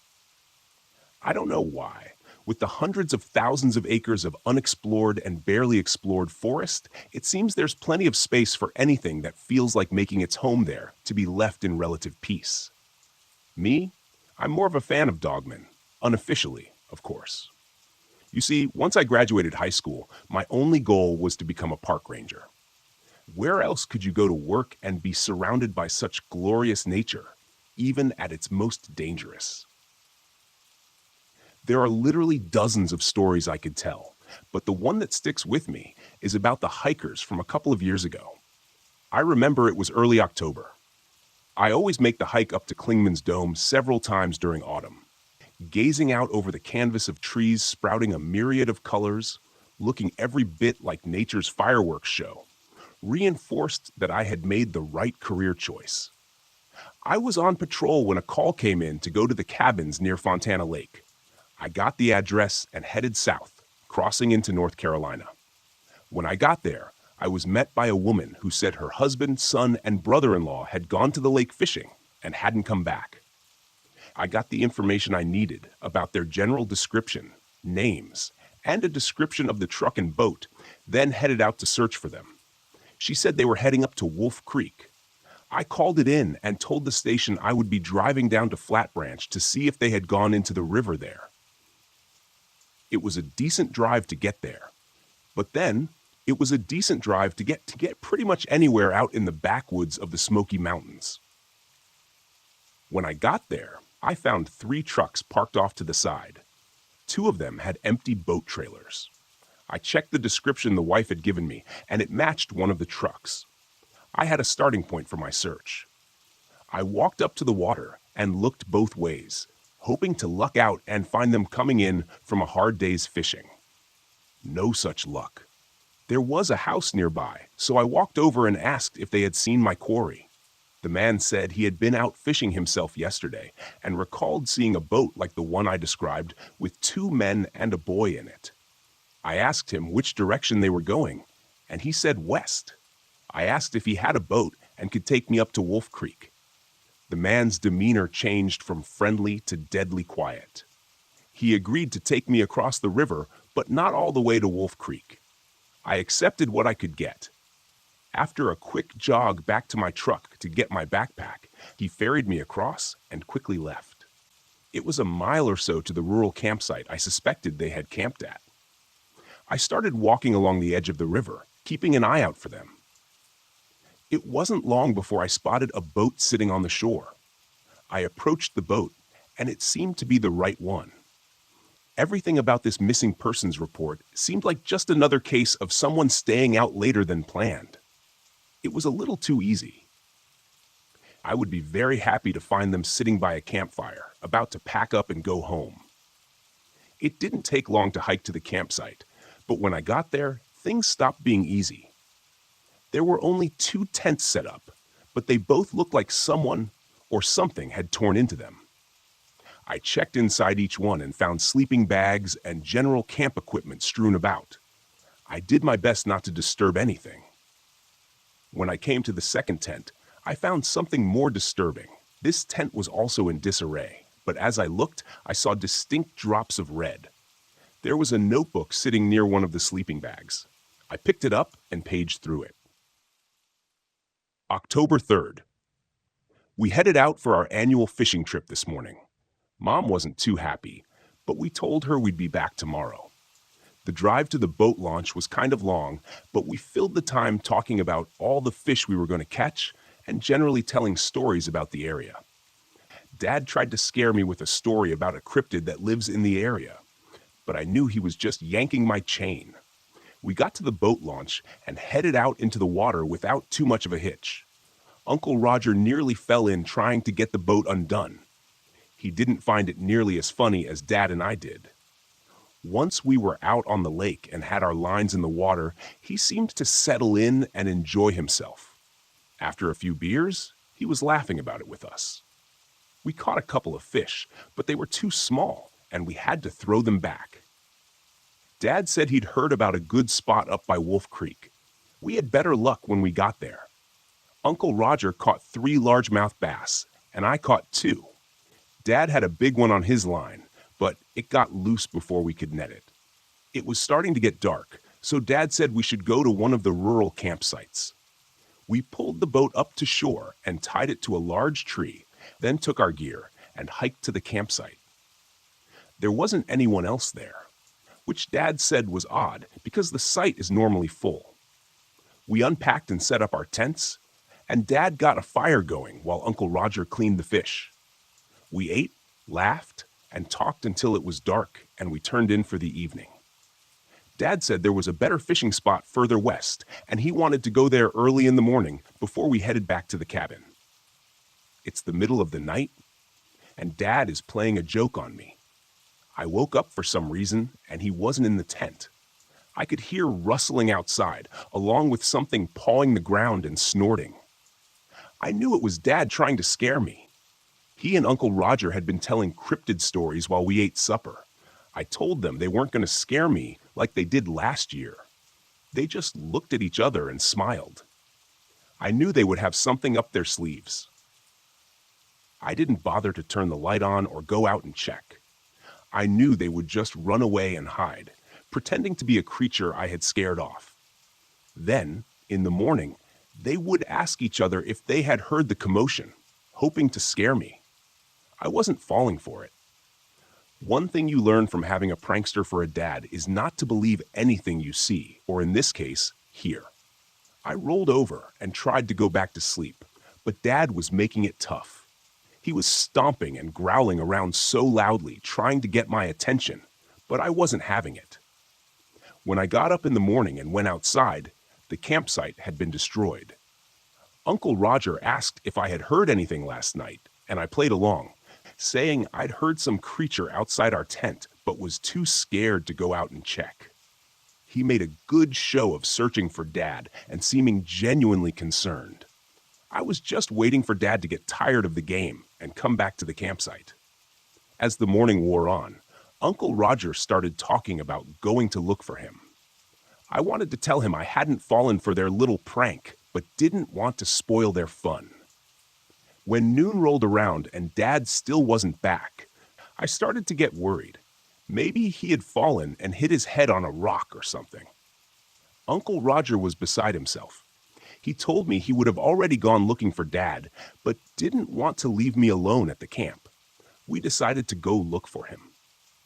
Uncle Roger found what looked like a scuffle, and we headed off in that direction. He told me to stay right with him as we struggled through the forest, looking for any sign of Dad. I was starting to doubt that this was a prank. I was getting worried about Dad. The further we went, the more I realized how wrong I'd been.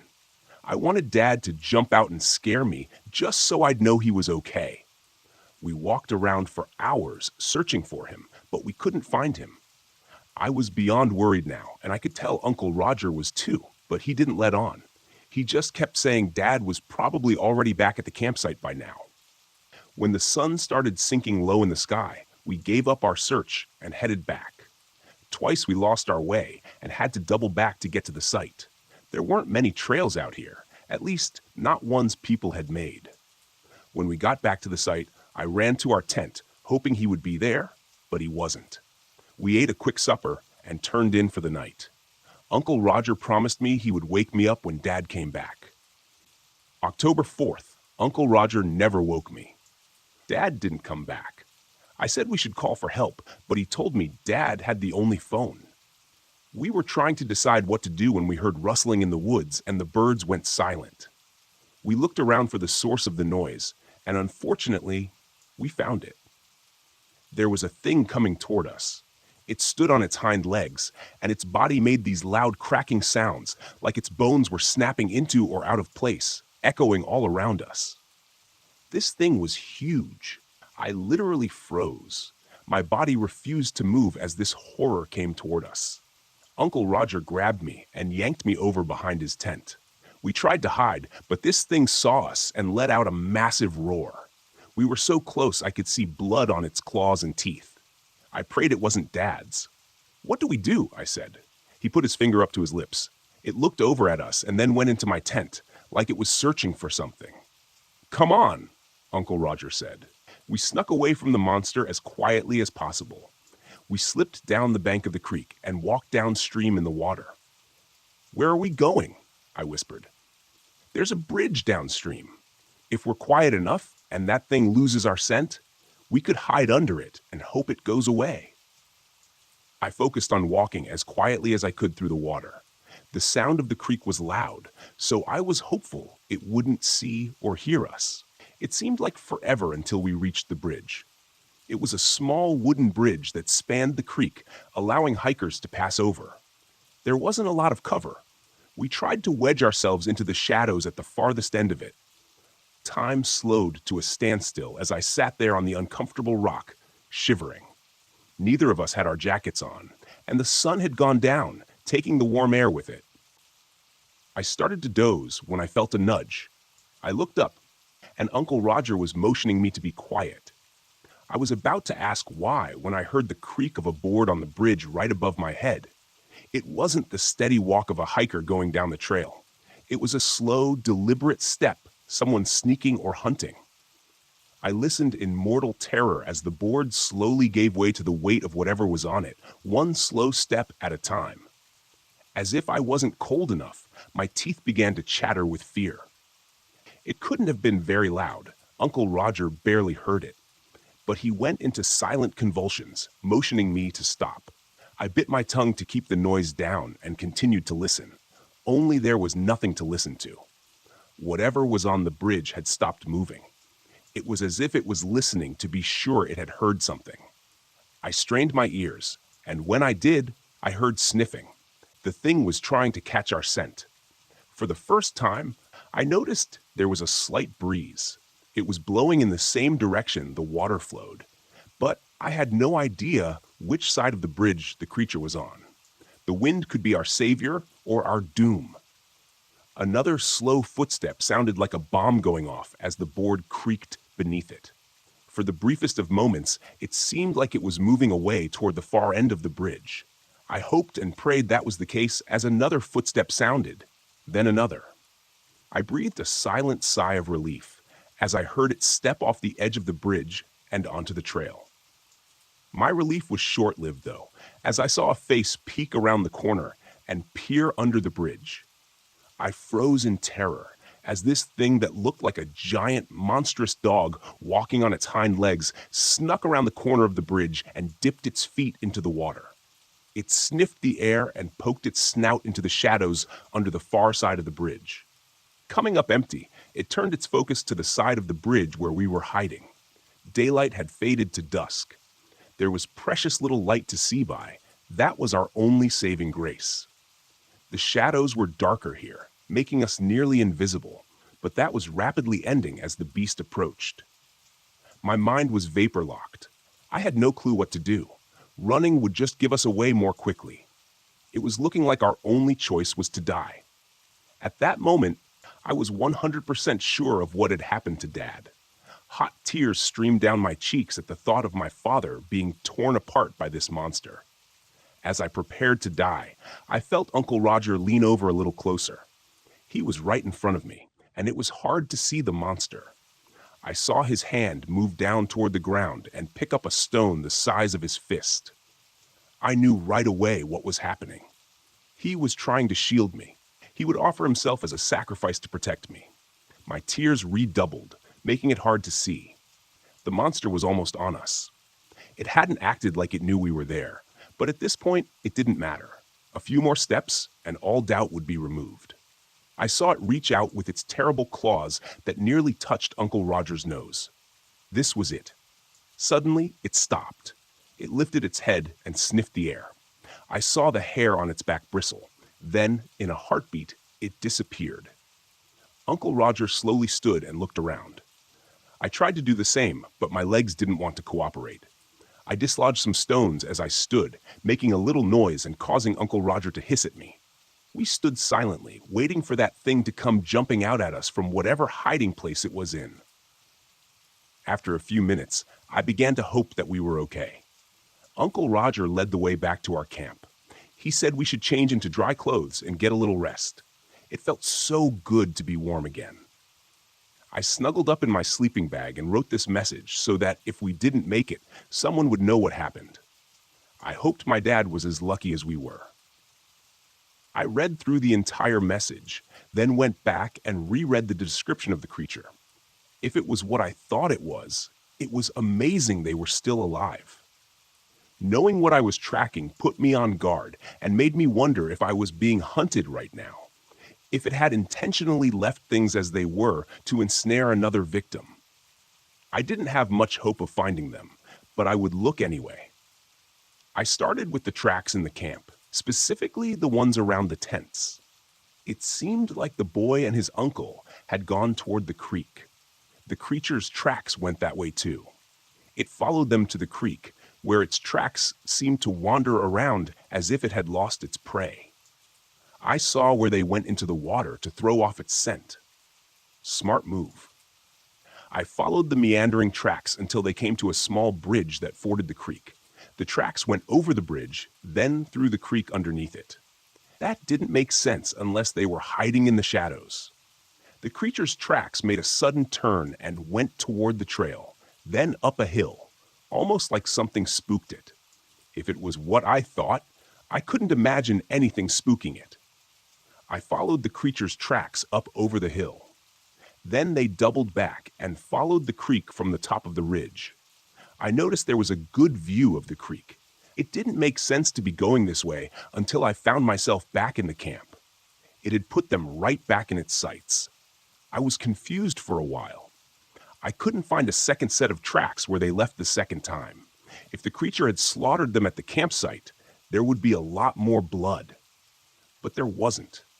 In fact, I couldn't find any proof they'd come back. Then it hit me. I went back and looked at the tracks again. There were a few here and there that were doubled. The boy and his uncle must have come back here after the bridge, then left the same way as before. The disturbing thing was, I still hadn't seen any tracks of the father. I circled around the camp slowly, looking for anything I might have missed. Eventually, I found a set of adult tracks leaving a tent and going to the edge of the trees. They stopped facing a tree. There was a dark spot on the bark, a couple of feet up. This had the earmarks of a late-night bathroom break, but the confusing thing was the tracks never returned, like he had stopped there to relieve himself and then just disappeared. I searched all around the tree when I made a startling discovery. There were flecks of blood farther up on the bark. I circled out further from the tree and found my terrible discovery, tracks of the creature with drops of blood beside them. My marrow turned to ice at the implication. I followed my new trail, hoping I wouldn't find what my mind was telling me I would. I tried to report to the station on my radio, but strangely, all I got in response was static. I knew there were areas out here that didn't get good reception, but I didn't think this was one of them, right near a posted campsite just off a trail. I decided I would try again later. I adjusted my backpack and started off after my prey. As a precaution, I pulled out my sidearm and made sure it was loaded. It seemed like a silly thing to do, but when dealing with a dangerous alpha predator, it's best to make sure you're ready to shoot. My hand shook a little when I put my gun back in its holster. I knew this was dangerous. I knew it would be just as easy to go back to the station and let search and rescue take care of it. But I also knew that there was a man who was in the clutches of a deadly creature, and he was losing blood. I didn't have time to waste. I followed the tracks as best I could through the brush and fallen trees. I would lose the trail sometimes, only to pick it up again when I found a few more drops of blood. The tracks ran along the base of the hill, heading west until they came to a stop. It was right in front of a mountain. I looked all around, but the trail had disappeared. Finally, in desperation, I looked up and noticed a cave partway up the mountain. I thought about going up there, but was unsure. That could be the home of this creature, or it could be the home of a dozen other animals, none of which would appreciate me storming into their living room unannounced. After another thorough look around the area, I decided it was likely where my prey had gone. Clouds had been rolling in all day, and now they decided they were done playing nice. The rain began slowly enough, but was soon coming down in sheets. The cave was looking better as I covered my eyes and tried to see where I was going. It was raining so hard I couldn't see the cave anymore. I just kept pressing forward in what I hoped was a straight line, over fallen trees, through brush and rapidly rising streams. I finally looked up and saw I was at the base of the mountain. My direction was off by a little bit, and I had ended up a few dozen yards to the right of it, but it was no matter. I started climbing the mountain, being extra careful of my footing, especially in this torrential downpour. After a few slips, including one that nearly had me tumbling off the mountain, I made it to the mouth of the cave. I slipped inside and enjoyed a moment without water dumping on me. I looked down, and the water dripping off of me made a little puddle, like I had brought my own rain cloud into the cave with me. I shook off as much water as I could, as quietly as possible. The rain pouring down outside made loud splashes inside the cave. It would have been difficult to hear anything else, but I still wanted to be sure. I buckled and set the backpack down just inside the mouth of the cave. The rain had made it gain extra weight, and I didn't know if I would have to move fast. I opened my pack and got out my bottle of water and drank. It had been a while since I had drunk anything, and I chugged half of it down. I closed it and saved the other half in case I got out of here alive. With that happy thought rattling around in my brain, I stowed the water bottle back in my pack and pulled out a small flashlight. I turned it on while pointing it at the floor. The bright beam illuminated the cave. It was large as caves go. I could stand up in it and not reach the ceiling. There were many boulders and stones. It wasn't a smooth floor. The walls were rough. There weren't any cave drawings in here. I walked slowly. Each step felt like I was closer to my doom. I pulled out my gun and held it tightly, the sense of foreboding thick in the air. Two thoughts impressed themselves on me. Firing a gun in here would probably deafen me, and the stench was horrific. It smelled like an open sewer in the middle of August. As I crept deeper into the cave, the sounds of the rain diminished, replaced by an eerie silence. I could hear the steps of my feet, my breathing, and my heart pounding. I was seriously considering turning around and leaving when I saw something ahead of me move. It was big, at least as big as me. I dove against the wall for some cover, forgetting that I was holding a bright light in my hand, so it didn't matter if I tried to hide as long as the light was on. I pointed at the floor, but didn't turn it off. I heard a shuffling sound getting closer. I was tempted to turn off the light, but giving the edge to this creature was not a good idea. It already had the home field advantage. I heard it sniffing, but I couldn't see it yet. I decided to find out more by bringing my light up and shining it deeper into the cave. I got the shock of my life when my light landed on the creature, and it was only a few steps away. It was big, at least 6 feet tall, and looked like a dog with a long snout, only its body seemed elongated. It stood on its hind legs and had hands attached to muscular arms. Overall, it looked like a nightmare. Part 2. It recoiled from the light and let out a growl. It was all I could do to keep from soiling myself. Without thinking, I pointed my gun and fired. The sound was deafening. My ears instantly started ringing. The creature roared at me, then turned and ran deeper into the cave. It had roared a mere few feet from me, yet I barely heard it. I stumbled and had to take a minute to steady myself. Then I started following it deeper into the cave. To this day, I really don't know why, other than needing to know if the hiker was alive. I looked at the ground to see if there was any blood, but there wasn't. I must have just startled it with the shot. That wasn't great news. I'd hoped I would have hit it and that it was wounded. Just scared meant it would be ready to fight when I saw it again. After all, I'm sure to the creature I was the invader, and it was defending its home. I continued farther into the cave, shining my light and watching for any sudden movement. I had no idea where it was or if it was setting a trap for me. I felt a whiff of air and jumped back a split second before the claws sliced the air where my face would have been. I rolled and came up shooting, holding my light beside the gun to illuminate my target. I fired over and over, pointing and shooting without having the time to aim. I watched as it ducked every shot and ran with inhuman speed. Just before it disappeared from sight, I saw it skip a step as I fired my last shot.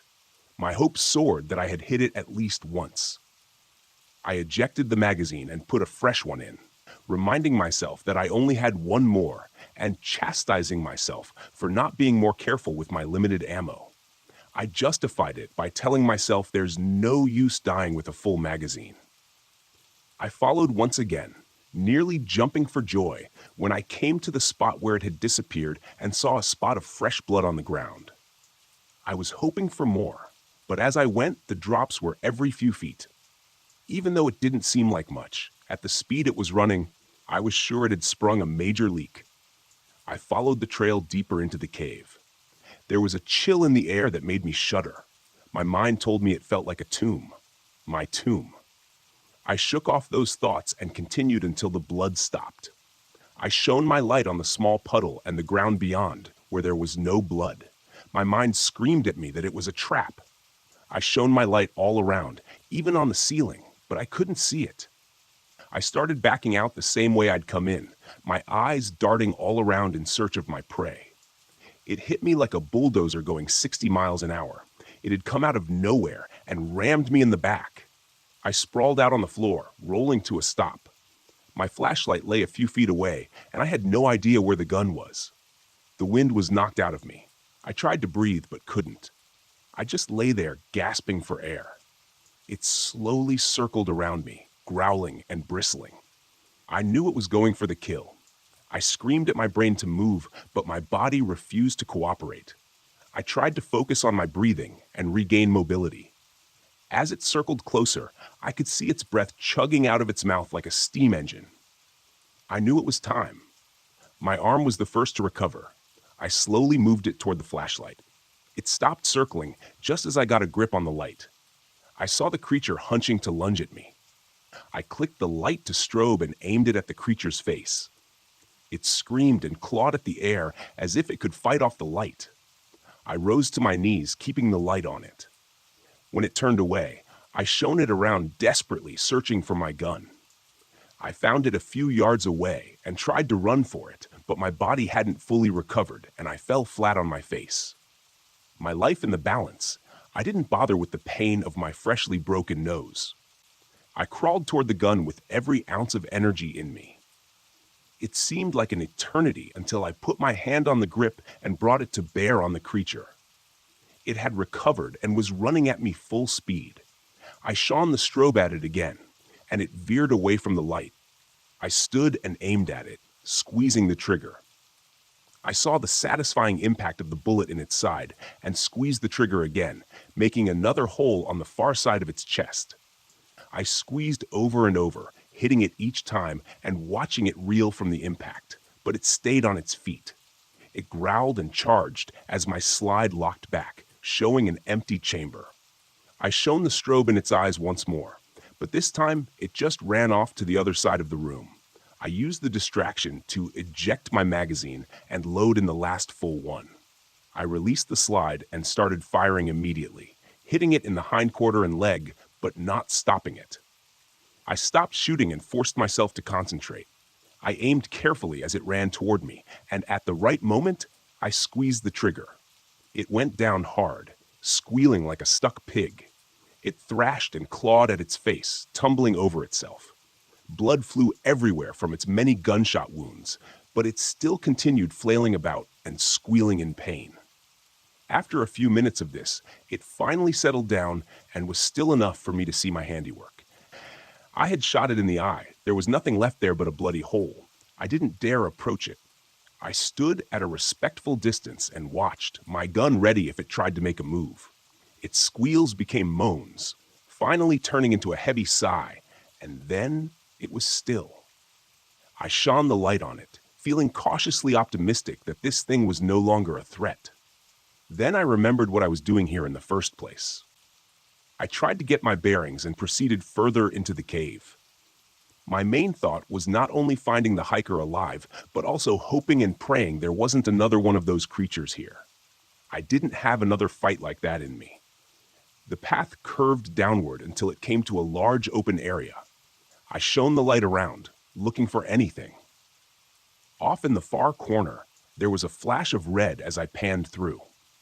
I approached it cautiously and found it was a jacket. Inside the jacket was a piece of meat that used to be a human being. His throat had been ripped out, and his legs were gone. All that was left of them were some bones. The thing must have been working its way up, saving the arms and torso for later. The man's face was a frozen scream. I can't even imagine the horror of being dragged away from your loved ones, only to be murdered and eaten in some cold, dark cave. I wasn't even sure if he was dead when the thing ripped his legs off. I had to stop focusing on such things and decide what to do. If I left the remains here, there was no doubt some other animal would come by and finish off what the creature had started. I needed to try to get him to his family for closure and a proper burial. I bent down, trying to figure out how to carry him. A fireman's carry was out. There were no legs for counterbalance. In the end, I picked him up by his arms and flung them over my shoulder. holding on to them and turning his body into some macabre backpack. I started back out of the cave, hoping I'd be able to carry him all the way back to the campsite and finally back to my truck. As I trudged back through the cave, I came to the section where our fight had taken place. Shell casings and blood were strewn about the ground. I wondered to myself how I had avoided getting hit by a stray ricochet. When I looked over to where the creature lay, only it wasn't there. I shone my light all around frantically, whipping around, but it was gone. I found the spot where it had lain still, where I thought it had died. There was a large pool of blood there, but no body. I pulled my gun out of my holster, ejected the magazine, and checked to see how many rounds I had left. There were only 2. I hoped wherever that thing was, it was no longer in the mood for hunting or revenge. In the end, I decided there was nothing I could do. If the thing attacked me, I was defenseless, carrying literal dead weight on my back. I holstered the gun and hitched up my human backpack, then shone the light toward the mouth of the cave and kept walking. My hearing was just starting to return to normal, although I was sure I would have some permanent hearing loss. I could hear the shuffling of my feet as I staggered toward the cave opening. When I got there, I found a world transformed. Daylight was just starting to peek its way around the dark. However, the rain had created a massive fog bank. I couldn't see anything down in the valley I'd come from. It was a sea of fog. Only the peaks of the mountains escaped its suffocating blanket. I looked over and saw my backpack patiently waiting for my return. I lay my burden down and got the water bottle out, glad that I had saved the last drink for now. As I sat on the edge of the cave precipice, I looked down and wondered how I was going to get the body down there without falling to my own death. For an instant, I was tempted to throw it down and find it at the bottom once I climbed down. But I thought this fellow had been through enough and didn't need the indignity of becoming a human frisbee.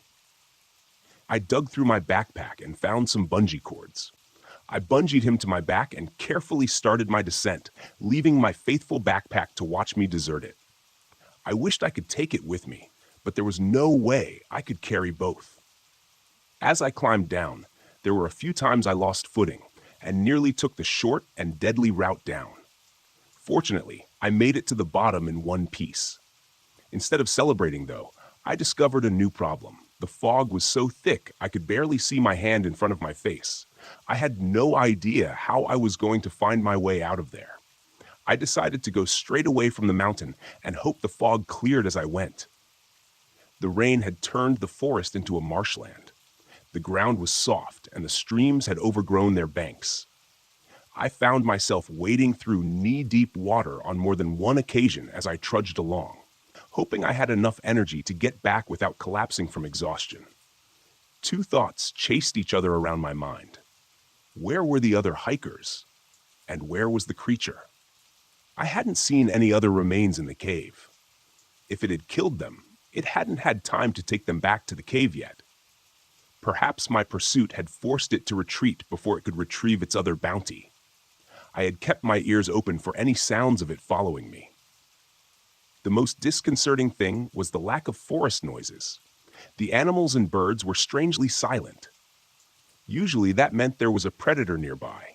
In this ungodly fog, perhaps they were just sleeping, waiting for it to clear. That sounded good. It gave me the false illusion that I wasn't in mortal danger from a wounded alpha predator bent on revenge. But I couldn't focus on that, or worry would drain my resolve to get us both out of there. I took a break from trudging and tried to get my bearings. I checked my watch. I had been walking for over an hour. It was late morning, and the sun should have been high in the sky, but the oppressive fog continued to smother it. I looked around, but there was nothing to see except the dingy gray curtain of hopelessness. I was about to collapse and give up when I heard it, the faint sound of hope. I could hear the creek running. As hope rose, it was suddenly dashed. I heard the sound of a footstep behind me. I whipped around so fast that my macabre backpack nearly made me lose my balance. I couldn't see anything through the fog, but that didn't mean it wasn't there. With a renewed surge of determination, Along with a strong desire to elude whatever was pursuing me, I set out toward the sound of the creek. My pace was still slow, but fearing for my life was a great motivator. I had no doubt whatsoever that the footsteps behind me belonged to the creature bent on revenge. After what seemed like an eternity, I gazed at the most awe-inspiring sight I'd seen all day. Wolf Creek and all its 6-foot wide, overflowing banks of glory. I followed it until I came across Lakeshore Trail, and the journey became much easier. The fog was even beginning to lift, which was both a blessing and a curse. I could finally see far enough behind me to confirm that the creature was indeed following me. I had wondered the entire time why it hadn't overtaken me, but now that I caught sight of it, I understood. It was grotesque. It looked like it came straight from hell. Its one eye socket was leaking gore, and the many bullet wounds covering its body seeped blood. There were places where I could see internal organs trying to escape, and its right leg had a bullet wound that caused it to limp severely. As I watched, I wondered how it had made it this far. But then I looked into its remaining eye and saw the intense rage burning within.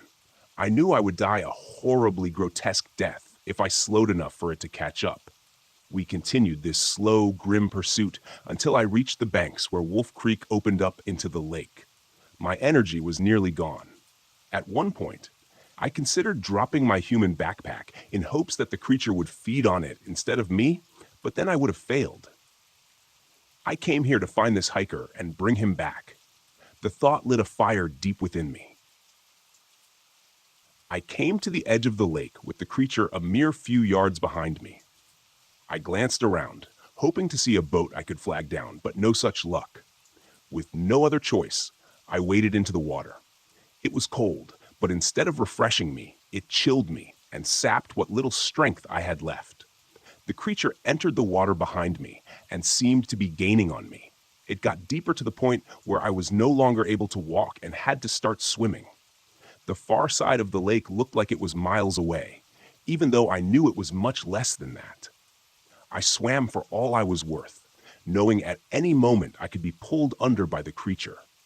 My passenger, strapped to my back, wasn't helping either, the literal definition of dead weight.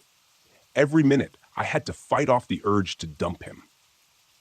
When I finally reached the other side, I was exhausted. I lay there on the shore, waiting for the creature to disembowel me, but unable to move to defend myself in any way. With great effort, I turned to look back and see when my doom would come. To my great surprise, I saw it staring at me from the far beach. I guessed it couldn't swim. I chuckled to myself as I lay there, gathering strength for the continued journey back to the truck. Eventually, I got there. As I opened the door for a fleeting moment, I considered putting the hiker in the passenger seat. But then I looked at the wet, gore-soaked torso and reconsidered, gently laying him in the truck bed. The drive back was long, and I continually had to shake myself to stay awake. But eventually, I made it to the cabin. I stumbled up to the door and knocked once. "Oh my God," the woman said when she saw me. "Are you all right?" I hung my head. "No, but I will be after about 3 days of sleep. Unfortunately, I have bad news for you. I found your husband, but not your son or brother-in-law." A man and a boy came out of the cabin and stared at me. I instantly knew who they were and grabbed them both in a huge hug. "I'm so glad you made it out," I said, fighting back tears. Thanks," the man said, pulling out of my hug. "Who are you again?" "He's the ranger that came to look for all 3 of you," the woman said. "I don't understand. Your tracks were confusing," I said. "I followed them down to the bridge, but then they went back up to the campsite." "We got some rest," the boy said. "Then Uncle Roger came and said we were going. We left everything and slipped away to the boat, rowed across the river, and left." I smiled. "I'm very glad you did." He looked at me with expectant eyes. "You said you found my dad?" My face fell. "I did, but it was too late." "So I nodded solemnly. "Where is he?" "He's in my truck, but you don't want to see that." Before I could say another word, he ran to the truck and looked in the passenger seat. A look of confusion fell over his eyes when he saw no one there. Then he slowly looked toward the bed of the truck. He stepped back and peered over the side. He instantly dissolved into tears and slid down the side of the truck, sobbing. "I'm so sorry," I said to the woman and the man. She grabbed me and gave me a hug. "Don't be," she said.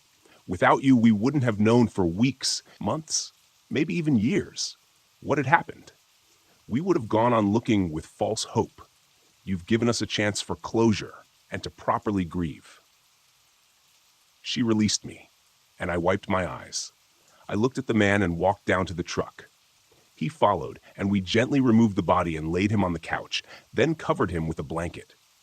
The boy followed us back to the cabin, but wouldn't look at me or anyone else. He sat in a chair and stared at the blanket covering his father's body. I knew I had done all I could, so I excused myself and started toward the door. I paused and said to the boy, "I promise I'll make sure that thing never hurts anyone again." He looked up at me, eyes full of tears, and said, "How will that help my dad?" His mother opened her mouth, but I held up a hand to silence her. I knew the boy was just hurting. I left without another word. On the drive back, I called the station and told them everything that had happened, then told them I was going home and calling off for the following day. After getting home, stumbling into a shower, and collapsing in bed, there was only one thought on my mind. I would return to Wolf Creek very soon with more and bigger guns. I would end that monster if it was the last thing I did. But that is another story. Thanks for listening, Horror Cowboys. See you tomorrow at the same time.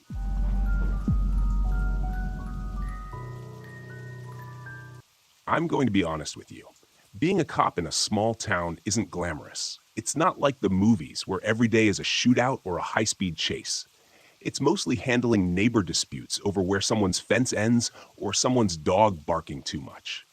My name's Lucas Giroux, and I've been wearing the badge for 9 years here in Chesterville, Louisiana. Population about 2,000, give or take. I love this town. It's quiet, peaceful for the most part, and I like that. My days are usually filled with mundane tasks, which suits me just fine. I didn't sign up to be some action hero, but that was before what happened in 2014. That night, everything changed. Chesterville sits on the edge of Lake Vere, a slow-moving body of water surrounded by cypress trees and swampland. People here fish, drink, and go about their lives. It was a pretty uneventful Thursday evening. I was sitting in the patrol car near the lake, enjoying the last of my coffee. That's when the call came through.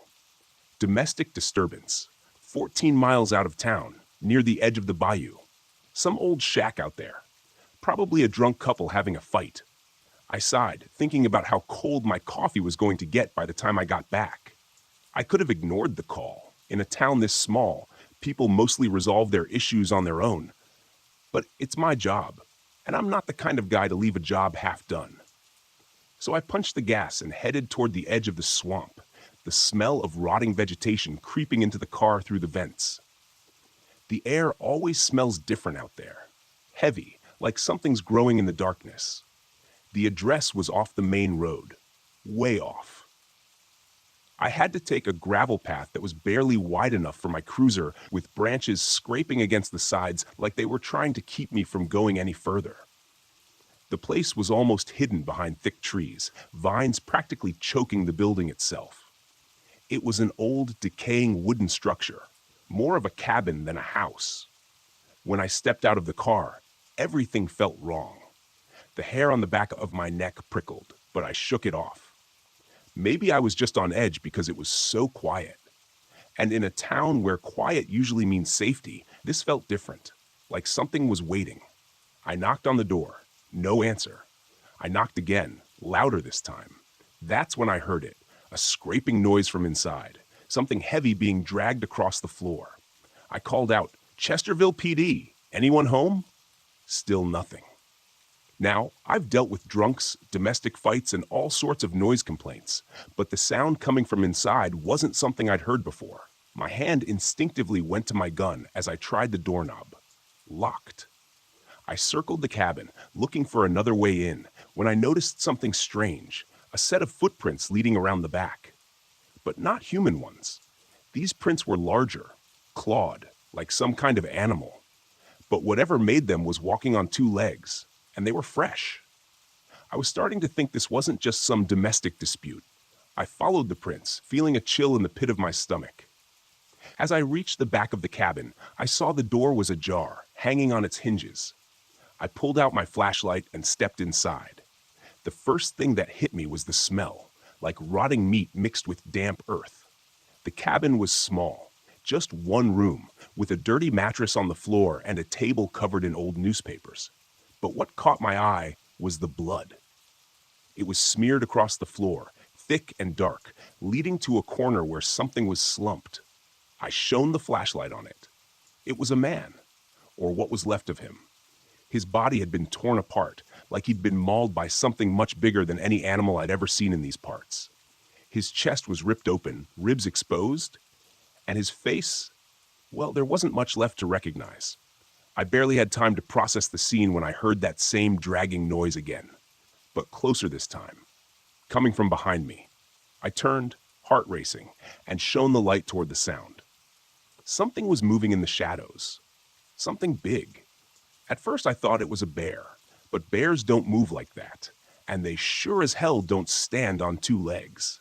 It stepped into the light and I froze. It was tall, maybe 8 feet, with matted fur and a face that looked almost human, but twisted, distorted, like something halfway between a person and a wolf. Its claws were long, too long for anything natural, and its mouth was smeared with blood, teeth glistening like knives.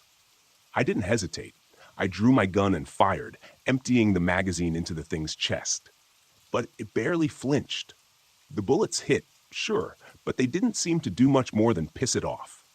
It let out this low sound, like it was irritated more than hurt, and took a step toward me. I backed up, reloading as quickly as I could, my hands shaking. I've never been a great shot, but at this range, it didn't seem to matter. Nothing was going to stop this thing. It lunged. I dove out of the way, crashing into a shelf that sent bottles and cans scattering across the floor. My head was spinning, but I managed to scramble to my feet and run for the door. I don't know how, but I made it back to the car, slamming the door shut just as it slammed into the side of the cruiser, rocking it on its wheels.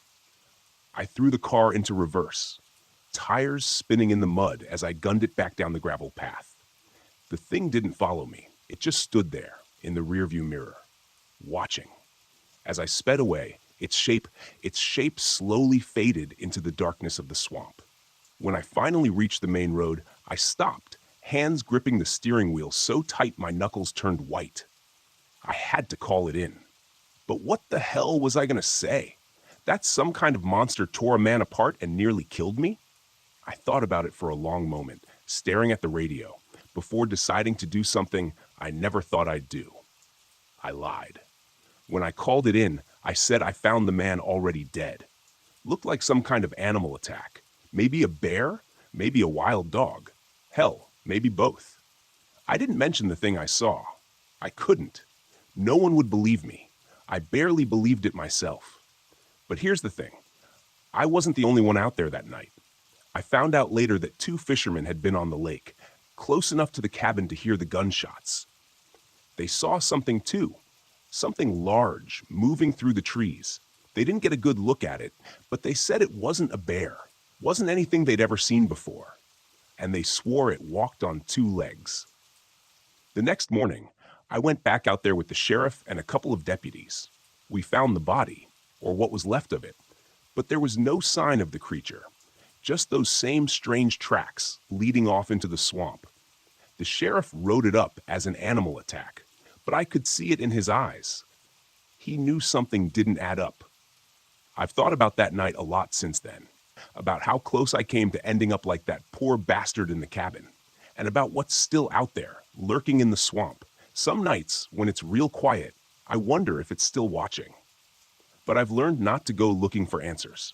Sometimes, in a place like this, it's better to let the mysteries stay buried.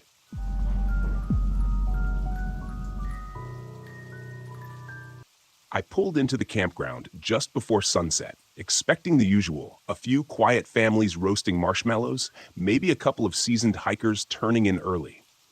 Instead, I was greeted by the clamor of loud music echoing off the tree line.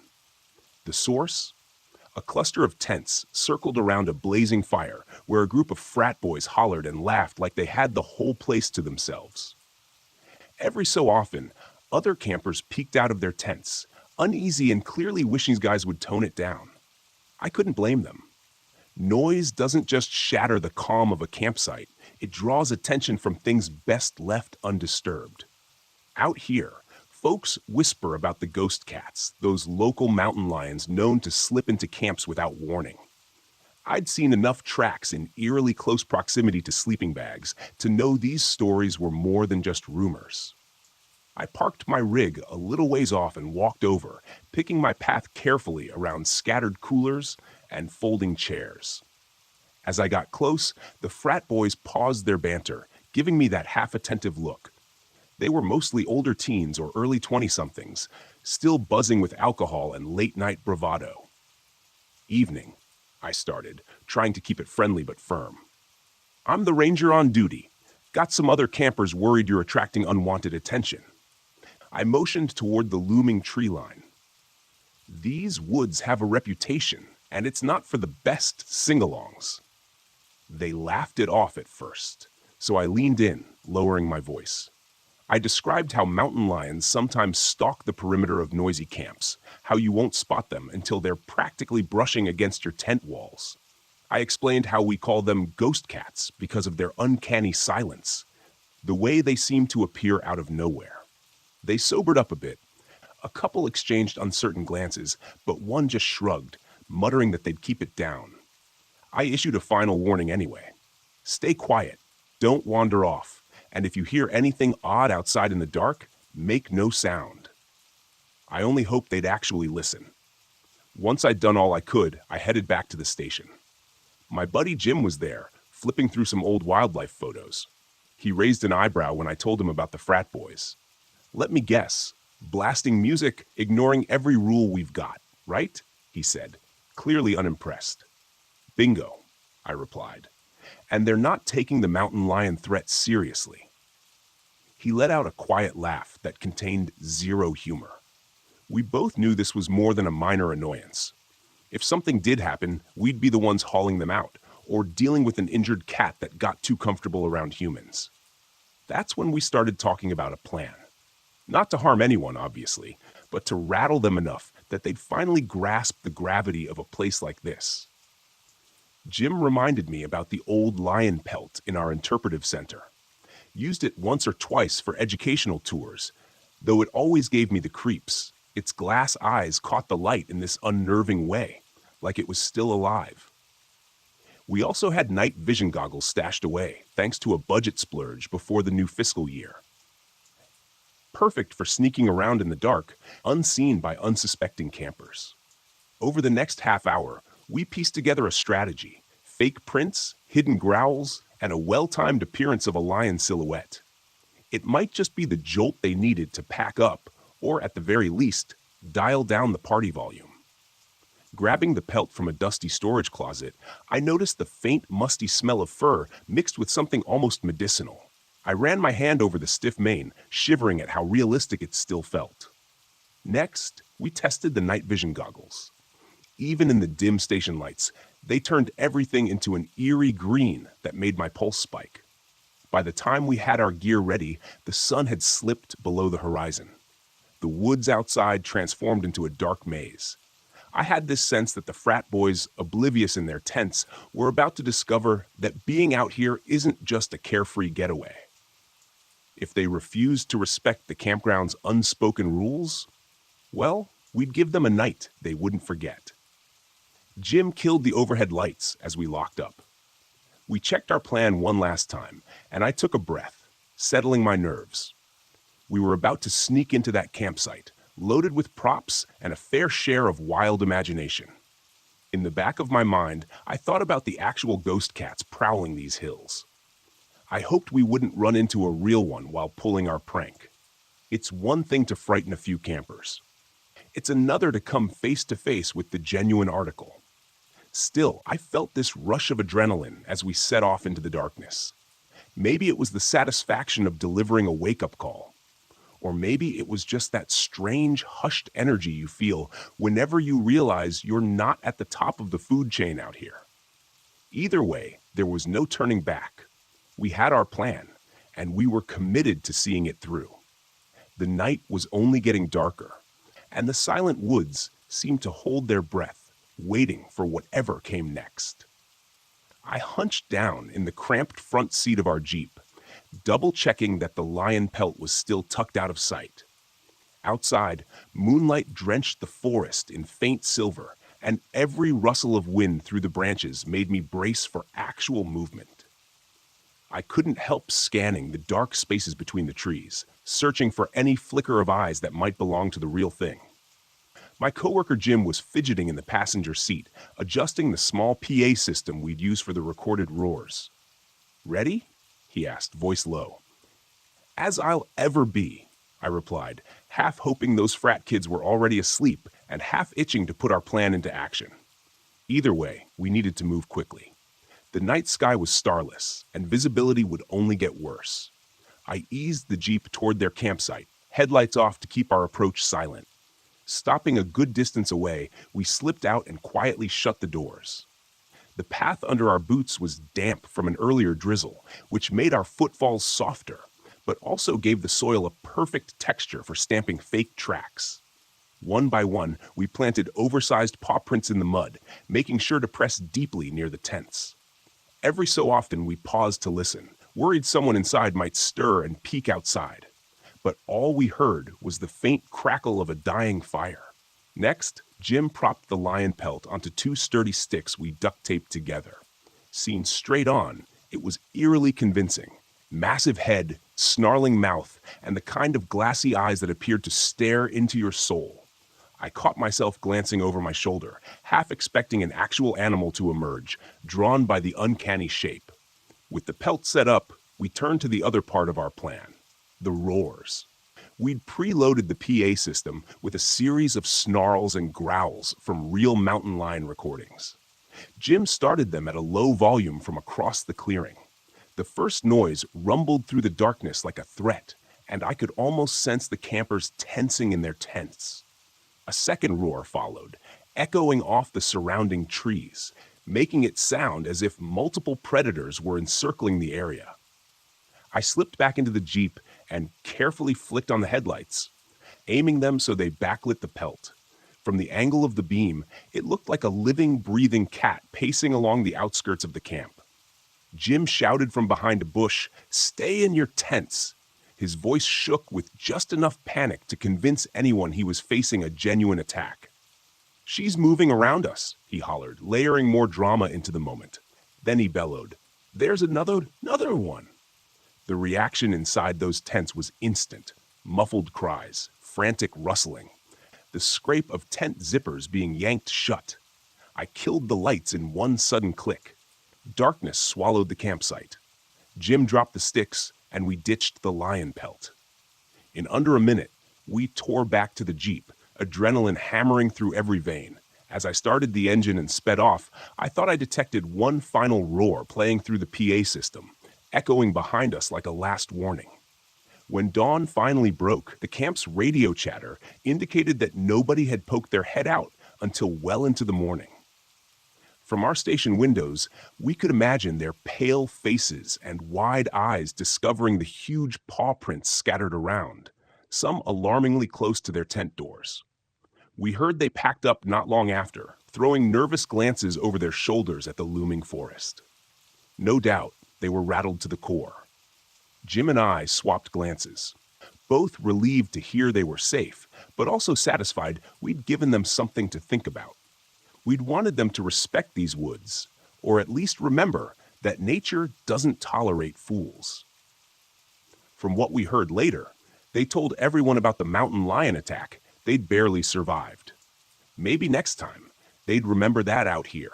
Silence can be the difference between a peaceful night and something far more dangerous.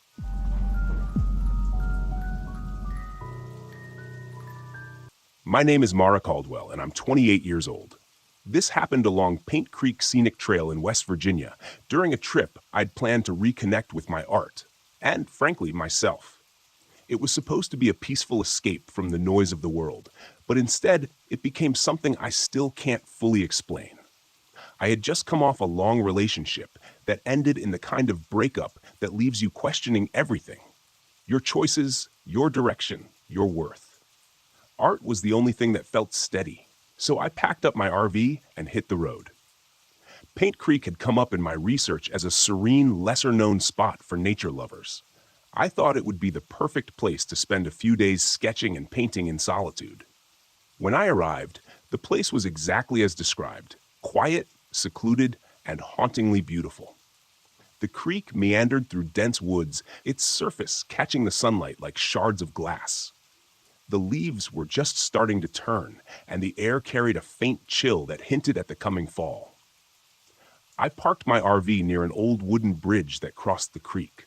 The bridge looked like it belonged in a ghost story, its weathered boards sagging slightly, but I couldn't resist its charm. I set up camp and spent the first day wandering the trails and sketching the landscape. The stillness was almost too perfect, but I chalked it up to being unused to this level of isolation. That night, I sat by the creek, working on a watercolor of the bridge as the sun dipped below the horizon.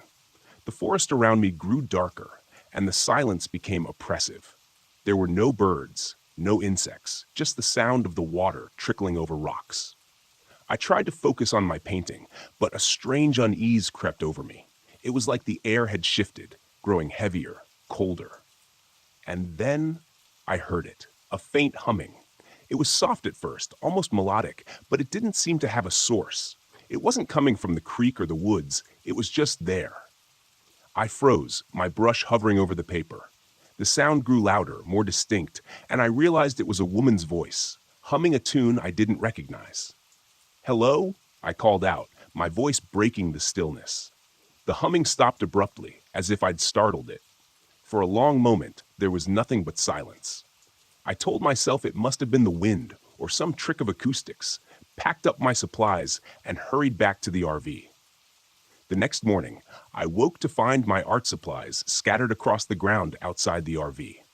My brushes were snapped in half, my paint spilled and smeared across the dirt. My first thought was that an animal had gotten into them, but there were no paw prints, no signs of disturbance other than the destruction itself. It didn't make sense. I spent the day trying to paint, but something felt off. The colors didn't look right. The lines felt shaky. Frustrated, I decided to take a break and explore more of the area. The old bridge drew me in again, its weathered planks creaking under my boots as I crossed it. The creek below was impossibly still, its surface like a mirror reflecting the gnarled trees overhead. On the far side of the bridge, I noticed something etched into one of the trees, a name and a date carved deep into the bark. Margaret, 1893. The letters were uneven, as if done in haste. But what caught my attention was the feeling that swept over me as I touched the carving, a sudden, overwhelming sadness that didn't feel like my own. That night, the humming returned. I was inside the RV, trying to sketch, when I heard it again, drifting through the stillness. It was louder this time, unmistakable. The sound seemed to seep through the walls, wrapping around me like a cold embrace. I grabbed my flashlight and stepped outside, my heart pounding. The air was icy, much colder than it had been earlier, and the forest was eerily quiet. The humming led me to the bridge, where the fog had thickened, shrouding the creek in an otherworldly glow. And then I saw her. She stood at the edge of the creek, her back to me. She wore a long dress, the kind you'd see in old photographs, and her hair cascaded down her back in dark waves. She was humming that same mournful tune, the sound weaving through the air like a spell. "Hello?" I called out, my voice trembling. She stopped humming, but didn't turn around. I took a hesitant step closer, and as I did, she began to dissolve, her form breaking apart like mist until there was nothing left but the fog. I stood there, frozen, unsure if what I'd seen was real or some trick of the light and my overactive imagination. The next day, I decided to drive into town to clear my head. At a small gas station, I struck up a conversation with the attendant, an older man who seemed to know the area well. "You're camping by the bridge, aren't you?" he asked when I mentioned Paint Creek. Yeah, why? He hesitated, then said, "People say it's haunted. They call her the Lady of Paint Creek. Story goes, she was abandoned by her husband during a harsh winter. He promised to come back for her, but he never did. She waited by that bridge until she froze to death.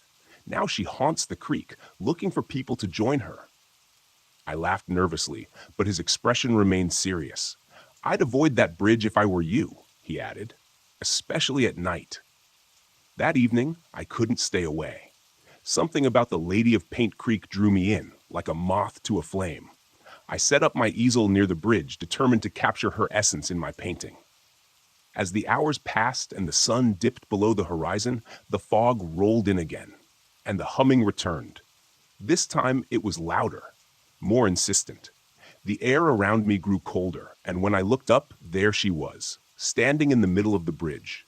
Her face was pale, almost translucent, and her hollow eyes bore into mine. She didn't move, but the humming turned into words, a whisper that sent chills down my spine.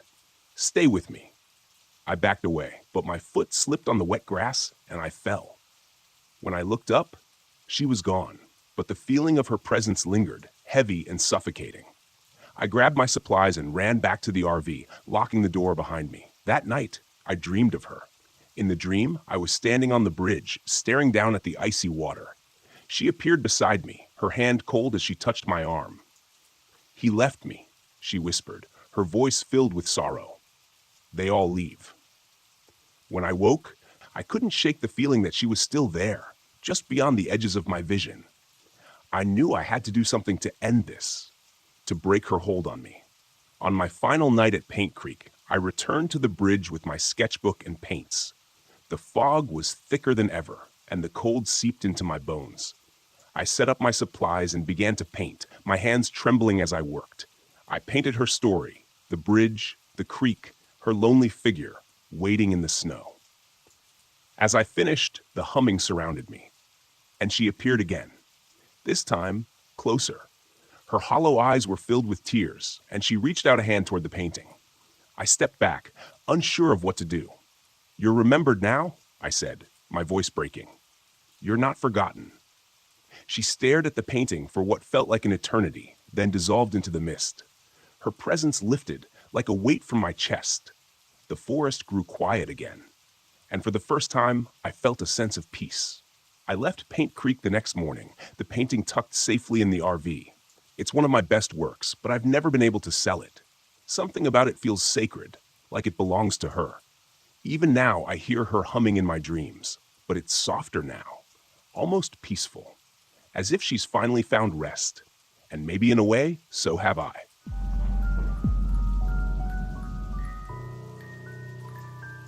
It wasn't my first job, and it sure as hell wasn't supposed to be my last, but something about that night didn't sit right from the beginning. Maybe it was the silence on the dispatch call, or the way the wind howled across the San Rafael desert, as if it knew something I didn't. I should have listened to that instinct, the one that makes your gut twist and your hands clench the steering wheel tighter than usual. But when the money's right, sometimes you take a job you wouldn't otherwise. The rig hummed beneath me as I barreled down I-70, heading west. The sky was bruised with the last light of day, purple streaks fading into a storm building on the horizon. I had a long way to go and no time to waste. They said the cargo was sensitive. He needed to be kept at exactly 20 degrees, and if I messed up, there'd be hell to pay. That wasn't what bothered me, though. What bothered me was not knowing what the hell I was hauling. When they don't tell you what's in the trailer, it's never good. My name's Roy Mallister. Bones to the few truckers who still know me on the road. 45 years old, and I've spent the last 20 behind the wheel. The road used to be a kind of escape for me, a way to outrun the things I didn't want to face. But that was before Carol passed, before I let everything else fall apart, including my relationship with my daughter Emily. Haven't talked to her in years, and I don't think about it much anymore. I'm good at avoiding things like that. But tonight, something felt different. The desert stretched out endlessly on either side of me. Just red rock and dry air as far as the eye could see. I hadn't seen another car in miles, which was fine by me. The last thing I needed was distractions. That is, until the dashboard flashed red and the trailer's cooling unit flickered for the first time. I muttered a curse, pulling the rig over onto the shoulder. I cut the engine, grabbed my flashlight, and climbed out into the gathering dusk. The wind hit me hard, dust swirling around my boots as I made my way to the back of the trailer. I could hear the cooling unit working and stuttering like it was trying to fight off some kind of malfunction. Fumbling with the latch, I yanked open the back door and was greeted with a gust of frigid air. It smelled wrong in there, like cold metal and something decayed, the kind of smell that sticks in your nose and won't leave. I shined my light into the back, trying to figure out what was causing the problem. That's when I heard it. A soft tapping. No, not tapping. Scratching. It was coming from the crate, a large wooden crate strapped down in the center of the trailer, covered in heavy chains. My heart started to pound in my chest, the kind of adrenaline spike that tells you to get the hell out of there. But my feet wouldn't move. I inched closer, flashlight trembling in my grip. The scratching got louder. The crate shifted just slightly, as though something inside was alive. "What the hell?" I whispered, backing away. I wasn't going to open it. Not in a million years. I slammed the trailer door shut and locked it tight, forcing myself to breathe slowly. Whatever was in that crate, I wasn't sticking around to find out. I was just supposed to get it from point A to point B, no questions asked. I climbed back into the cab, started the engine, and pulled back onto the road, telling myself I was imagining things. Maybe it was an animal, I thought. Some government experiment or something. None of it mattered. All I had to do was deliver the damn thing. The radio crackled to life as I accelerated, and I jumped in my seat. Static. Then, through the fuzz, I heard something faint. A voice. A woman's voice. "Roy, why didn't you come back?" My heart stuttered. The voice sounded like Carol's. I smacked the side of the radio, trying to clear the signal, but the static only grew louder. The voice faded, replaced by an eerie, distorted country song, one I hadn't heard since she passed. It was one of her favorites. "No," I muttered, turning the radio off. This was just stress getting to me.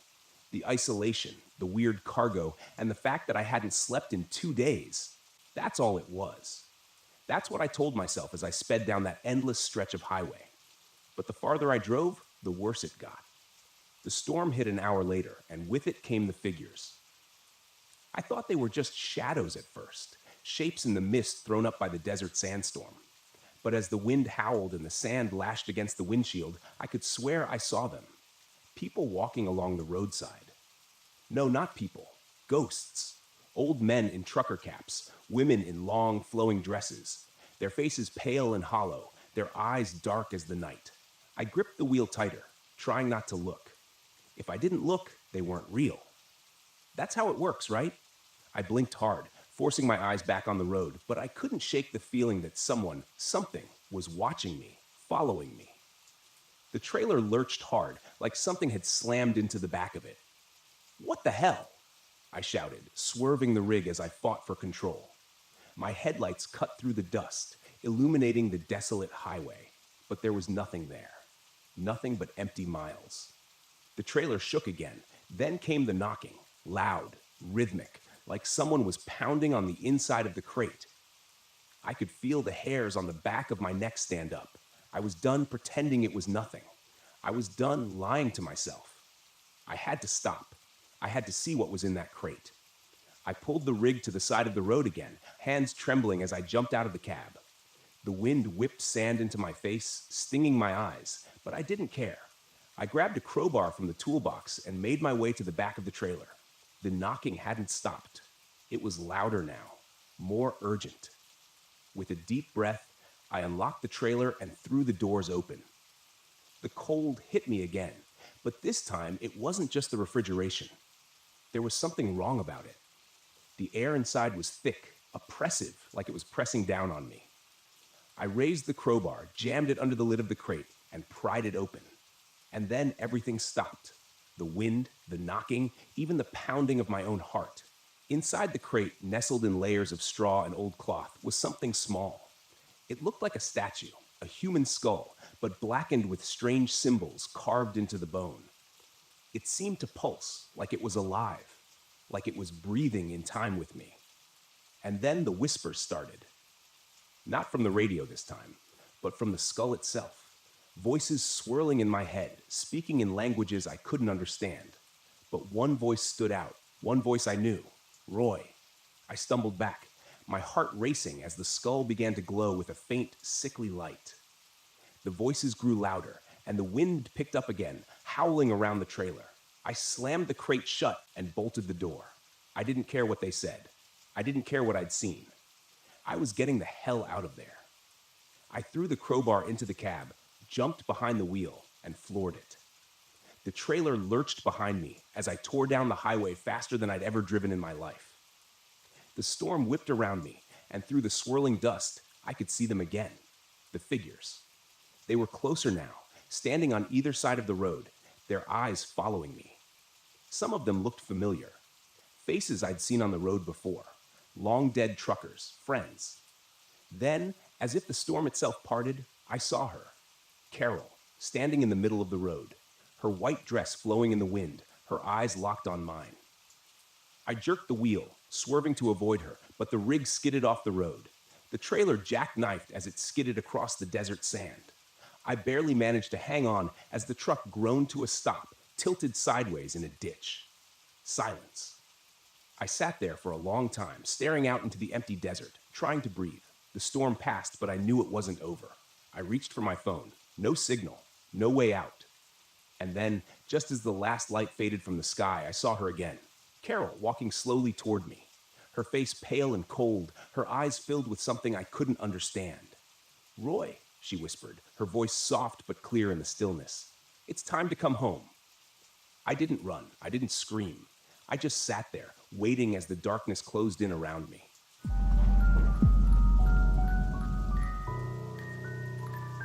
I didn't believe in ghosts, UFOs, or anything supernatural.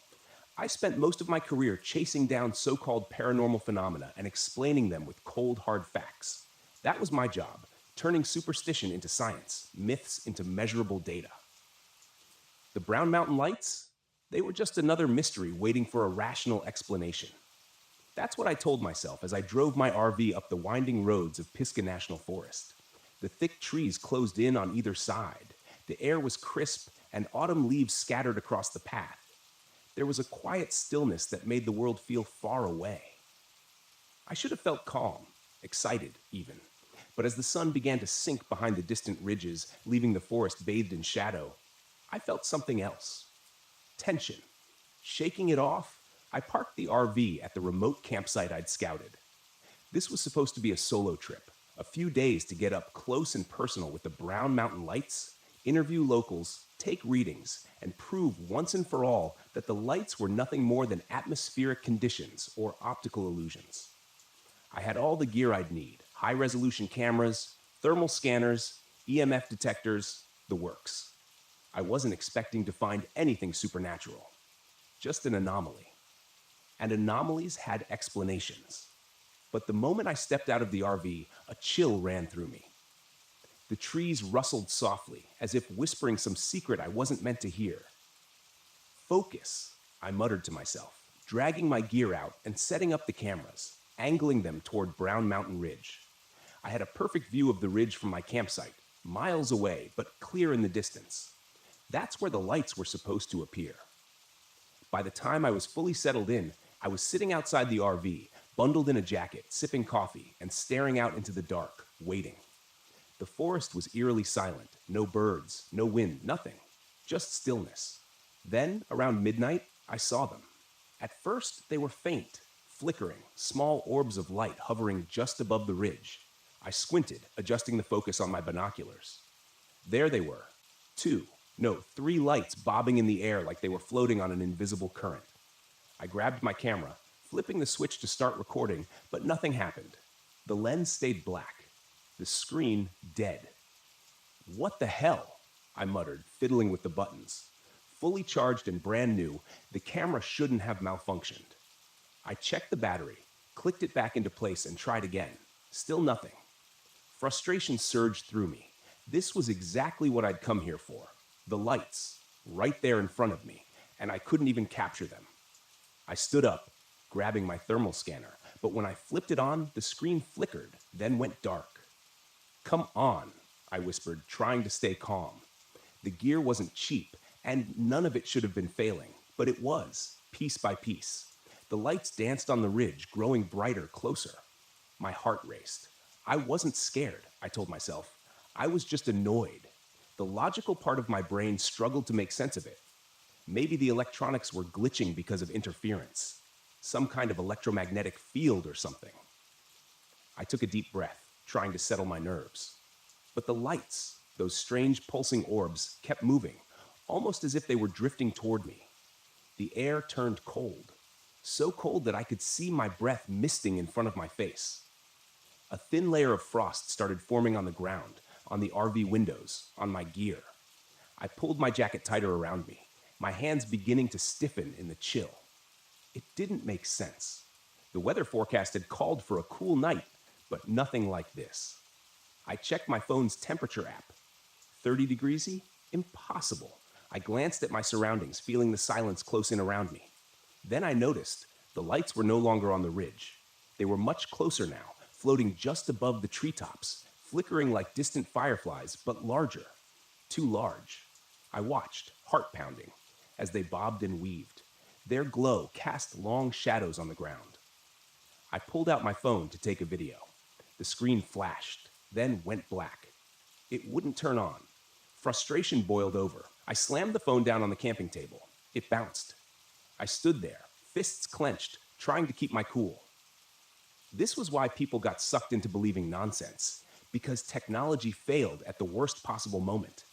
The lights weren't supernatural. There had to be an explanation. Maybe the cold was messing with the equipment, or some kind of atmospheric distortion. But then I saw the handprints. Small, faint handprints etched in frost on the RV window. They hadn't been there before. I knew that. I stared at them, my breath catching in my throat. They looked like the handprints of a child, no more than a few inches across. And they were slowly, gradually melting away in the cold. A prickling sensation crawled up the back of my neck.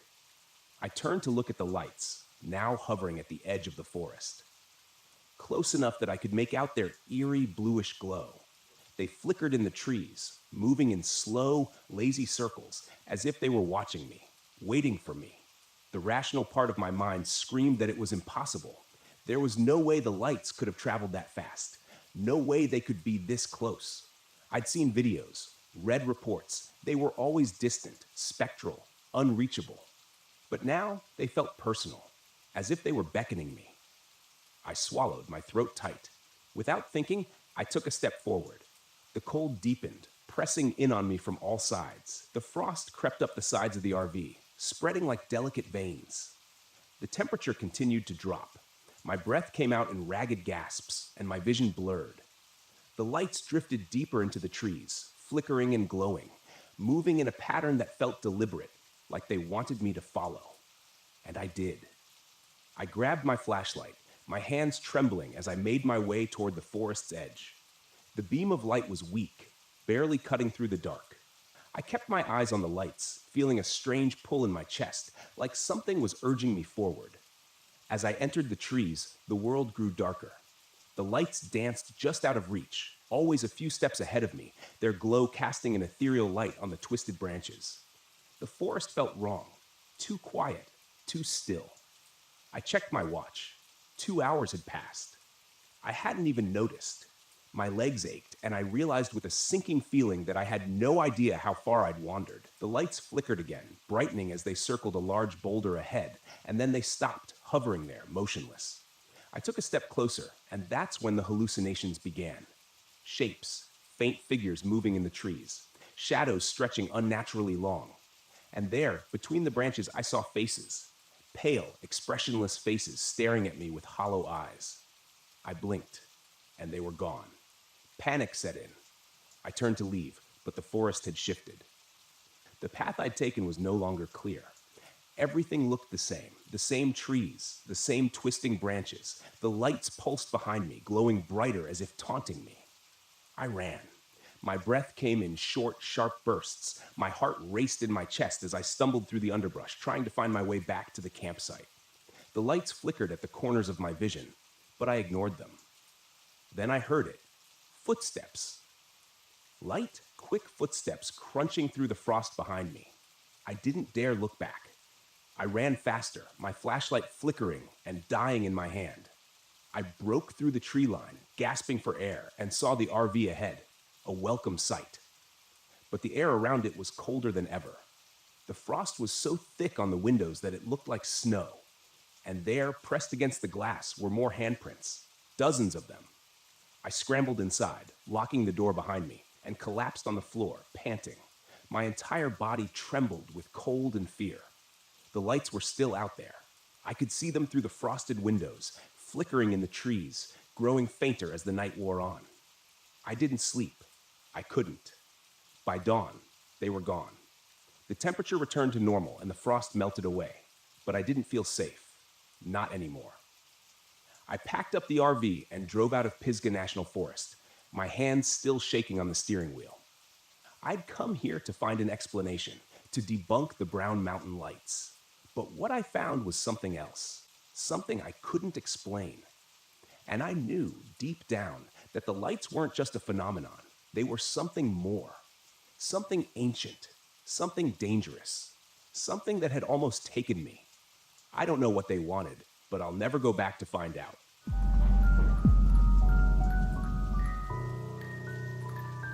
It had been 4 months since the divorce was finalized, and I was still trying to wrap my head around it. The life I had imagined, the woman I thought I would grow old with, it was all gone. That's why I decided to take the RV out to Mount Hood National Forest for a long weekend. I needed to get away from everything. No people, no reminders, just me and nature. My therapist said it would be good for me to clear my head and reconnect with something that didn't remind me of failure. Honestly, I didn't know if it would work, but I had to try something. If I stayed home, I would have just drowned myself in the silence of my empty apartment. This trip, I told myself, would be different. I could handle the quiet out here.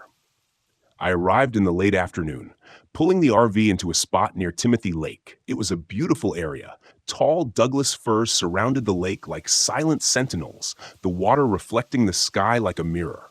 There were no other campers nearby, which was exactly what I wanted. Solitude. I parked, shut off the engine, and took a deep breath. The air was cool, crisp, with that faint scent of pine needles. Perfect. For a moment, I thought I could finally breathe again. After setting up a small campfire, I sat back in my foldable chair, staring at the fading light over the mountains. The only sound was the crackle of the fire and the occasional rustle of leaves in the breeze. Peace. That's what I needed.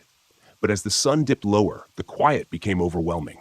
There was no wind now, no rustling, no animal sounds. Just me, sitting in a bubble of silence. I checked my watch. It was just after 6 p.m. That's when I noticed it. It was too quiet. The forest around me, which should have been alive with the sounds of birds and insects, was dead silent. At first, I figured it was just a lull, but as the minutes dragged on, the silence pressed down on me like a weight. I could hear the blood pumping in my ears, the soft crunch of every movement I made in my chair. It was like the whole forest was holding its breath. I shrugged it off. Maybe this was what true isolation felt like. No noise, no distractions, just me and my thoughts. But then, out of the corner of my eye, I saw movement between the trees. It was subtle, a shadow slipping between the trunks, just far enough away that I couldn't get a good look. I froze, squinting into the woods. The firelight flickered, casting long shadows that played tricks on my mind.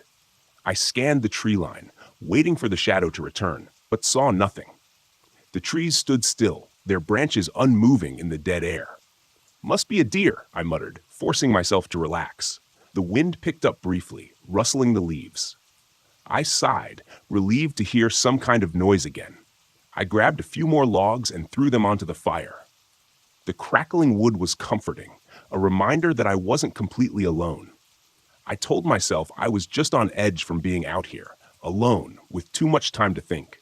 After eating a quick meal, I decided to call it an early night. The silence was getting under my skin, so I climbed into the RV, locked the door behind me, and settled into the small bed in the back. My phone had no signal, of course, but I wasn't planning on talking to anyone anyway. I lay there, staring at the ceiling, trying to let my mind go blank, but the silence didn't let me rest. The RV was soundproofed, but even then I felt like something was missing. No crickets, no owls, nothing, just the absence of sound. I felt trapped inside my own head. Every little shift of the mattress or rustle of my blanket amplified in the quiet. Eventually, I drifted off. Sometime in the middle of the night, I woke up with a start. I wasn't sure why at first. There hadn't been any loud noises or nightmares, just silence. But something was wrong. My skin prickled with unease. I sat up, rubbing my eyes, and glanced around the RV. The windows were fogged up, and the air felt heavier, somehow oppressive. I heard something outside. No, that wasn't right. I heard nothing outside. I swung my legs out of bed and stood, listening closely. It was the strangest sensation, like my own breathing was distant, muffled, as though I wasn't entirely in my own body. I moved toward the window and wiped away some of the condensation with my sleeve, peering into the blackness beyond the RV. For a long time, I saw nothing, just trees and shadows, and then movement. This time, I was sure. A figure stood at the edge of the clearing, just barely visible in the moonlight. Tall, unnaturally still, like it was waiting for something. My heart leapt into my throat as I strained to see more clearly. It didn't move, just stood there watching. "Hello?" I called, my voice shaky. The figure didn't respond. I backed away from the window, heart pounding, my mind racing. Was it another camper? Some kind of ranger? No, there was no way anyone would be out here this late without a sound. I checked the door. It was still locked. Good. But I felt exposed, vulnerable, knowing that whatever was out there was watching me. I grabbed the flashlight and shined it out the window, sweeping the beam across the clearing. The figure was gone. Just like that. Vanished. As if it had never been there. The next morning, the forest was still eerily quiet. No birds, no animals, just the constant oppressive silence. I tried to shake off the unease from the night before, but it clung to me like a wet blanket. I told myself I was just paranoid, that the solitude was messing with my head, but something about the way the air felt today, something was off.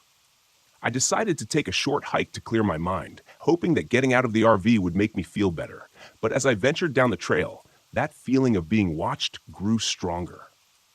Every few minutes, I'd glance over my shoulder, expecting to see someone or something behind me, but the trail was empty. That's when I saw it again, a figure, this time in the distance, standing between the trees just off the trail. It was the same one from last night, tall, gaunt, and still. My heart hammered in my chest as I squinted, trying to make out more details. But before I could move, it slipped behind the trees and disappeared. I ran toward the spot where I'd seen it, my boots pounding against the damp earth. When I reached the trees, there was nothing. No footprints, no broken branches, nothing to show that anyone had been there at all. I stood there, catching my breath, feeling the silence pressing down on me like a vice. That's when I noticed something strange. The forest around me was completely still. Even my footsteps had stopped making noise. I stopped my boot on the ground, but I heard nothing, not even the crunch of leaves beneath my feet.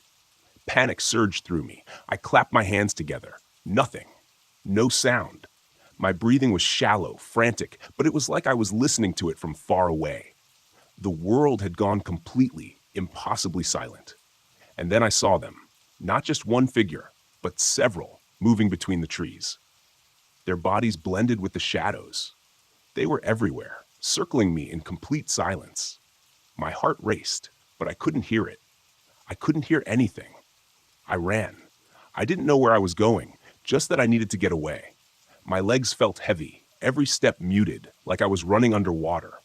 The forest shifted around me, the trail disappearing into the thick fog that had rolled in, disorienting me further. Somehow I made it back to the RV. I slammed the door shut, locking it, my breath coming in ragged gasps, but still no sound. I grabbed my phone, hoping to call for help, but it was useless. The screen flickered, the GPS spinning in circles. I was trapped. For the next few hours, I stayed inside the RV, pacing back and forth, trying to calm myself down, but the silence never lifted. I couldn't even hear my own thoughts anymore. Just the crushing weight of nothingness. And then, as the light began to fade, I saw them again, the silent ones.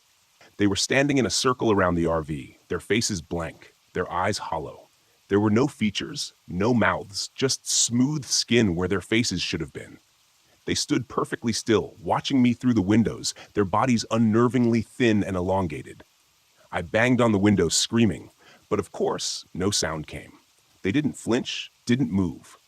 They just stared, waiting. Desperation clawed at me. I couldn't stay here. I needed to leave, but the RV wouldn't start. Every time I tried, the engine sputtered and died, as if something was draining the life out of it. I grabbed a flashlight and opened the door, stepping outside. The silent ones didn't move, didn't react. But as I walked toward them, the air grew colder, the silence even more oppressive. My footsteps made no sound. My breathing was barely there. I felt a hand on my shoulder and spun around, expecting to see one of them behind me. But there was nothing, just the fog swirling around me and the figures waiting in the distance. In that moment, I realized what they wanted. They weren't going to kill me. No, that would be too simple. They wanted me to join them, to become one of them. The silence wasn't just the absence of sound, it was a part of them, and it was seeping into me, stealing my voice, my thoughts, my very sense of self. And if I stayed here much longer, I knew I would lose everything. I don't remember how I made it out. The next thing I knew, I was driving far away from the campsite, from the silent ones. The sound of the engine, the tires on the road, it was all faint, like I was still caught in their grip. But at least there was something, a reminder that I hadn't completely disappeared into that silence. It's been weeks since I got back, but I can still feel it. The quiet follows me, lingers in the corners of my apartment. Sometimes, when I'm lying in bed at night, I can feel their eyes on me, watching, waiting. And I know that one day, they'll come for me again. This time, I won't be able to run.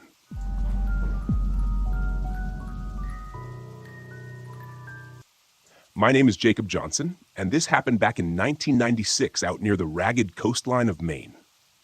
I had this idea of finding some peace, so I borrowed my uncle's RV for the summer, thinking I'd get some fresh air, recharge from life. I figured I'd get in some solo time, a few fishing trips, some quiet nights. That's how I ended up at a park near Black Harbor, a little nowhere town that didn't even get cell reception back then.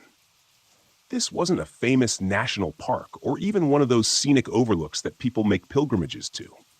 It was just woods, rough and thick, fading into a rocky coastline that nobody seemed to care about. I was a few days into my quiet escape, living off canned beans on a half-empty propane stove that hissed with a little too much attitude for my taste. The most exciting part of my day was waiting for the rain to pass so I could take out my fishing rod. I didn't expect much more than sea salt air and seagulls. It was halfway through my fourth day, sometime in the late afternoon, that I heard what I figured must be kids from the local town messing around. The voices were faint, echoing through the woods in some distant way that made it hard to place them. I thought about walking down to see what was going on, maybe throwing a rock or two to scare them off if they got too close, but I didn't think much of it. By evening, though, something had shifted. I heard footsteps, not the quick, careless crunch of sneakers, but deliberate, slow steps. I was in the RV, scratching down a grocery list of things I'd need on my next trip back to town when I caught the sound. It was steady, creeping up around the corner of the RV. It hit me that I hadn't seen another soul out here since I'd arrived, and that didn't sit right. I mean, who comes out to this kind of place aside from someone with a taste for quiet or trouble? I kept still, waiting for the person to pass or show themselves, but there was only the slow, shuffling drag of footsteps. I tried to listen for the sound of multiple feet or voices, but it was dead silent except for that single shuffle. Against my better judgment, I opened the RV door and stepped outside. Nothing, just trees swaying in the evening light. But my instinct told me to keep quiet. I could still feel something out there, hiding. The kind of presence that prickles the hair on your neck and makes you regret stepping out of safety. I stayed there, scanning the tree line, listening. I almost thought I'd imagined it until I spotted something strange, half hidden between the trees, a figure, still as stone, facing away from me. The guy looked like he was part of the forest itself, cloaked in grime, with torn, mud-stained clothes hanging off him like a loose second skin. He didn't move. He didn't breathe. Just stood there, as if rooted to the ground. Now, I don't scare easy, but something about this man felt like a bad omen. I cleared my throat, thinking maybe he was some lost hiker or drifter, but he didn't flinch, didn't even look at me. Finally, I called out something casual, like asking if he needed directions. Still nothing. After a long moment, he turned, slow, like he was trying to remember how to move. His face was something I'll never forget, but not because it was scary exactly. It was hollow, if that makes any sense. This blank expression, like he'd forgotten what it meant to be human. He took a step forward, just one, like he was testing the ground. I backed up so fast I almost tripped. I tried to laugh it off, told myself he was just some messed up camper, but the way he looked at me, it was like he wasn't looking at me at all, just through me.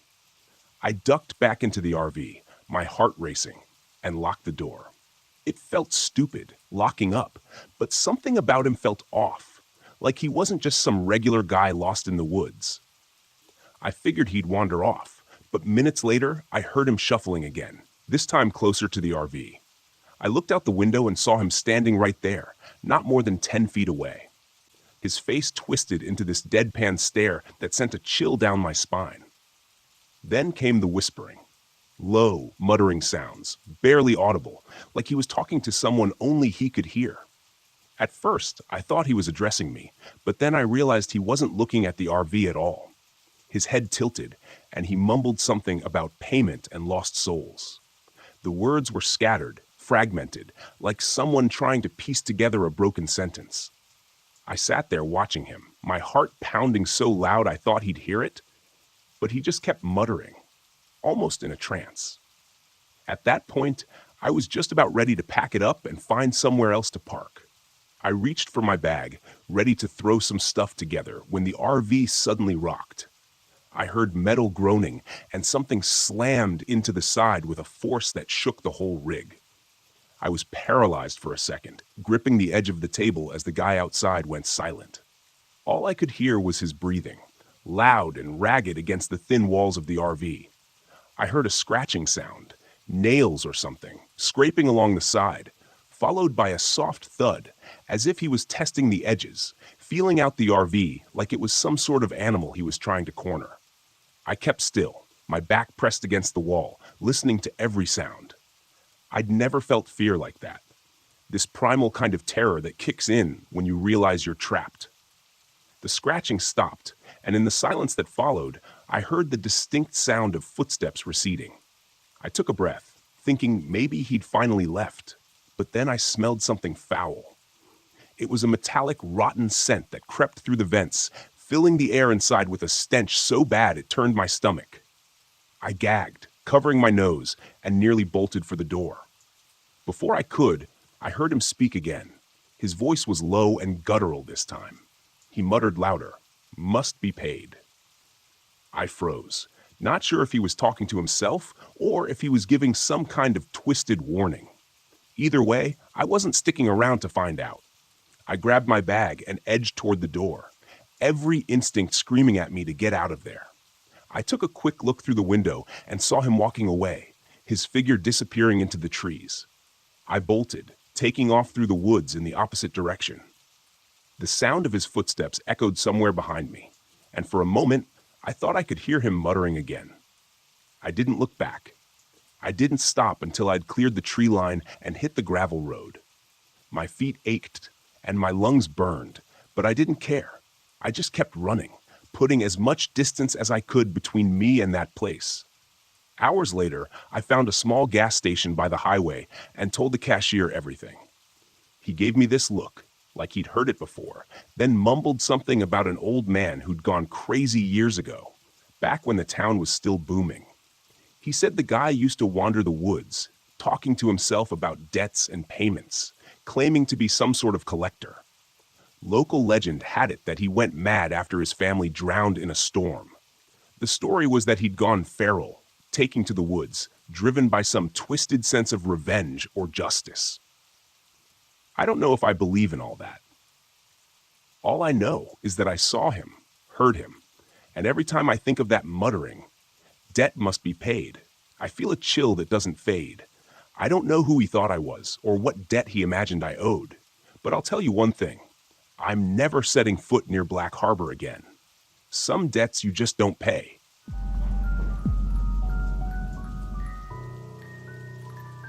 When I left the city, I was desperate for peace.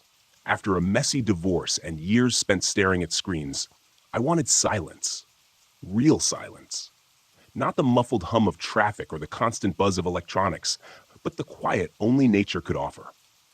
That's how I ended up in Mohan State Park, alone in my old RV, parked on the edge of the Clear Fork Gorge. The park was stunning, especially in the late afternoon light. Trees stretched endlessly in every direction, their leaves a tapestry of green and gold. The air smelled clean, untouched by asphalt or fumes. It was perfect, at least at first. The first day was uneventful.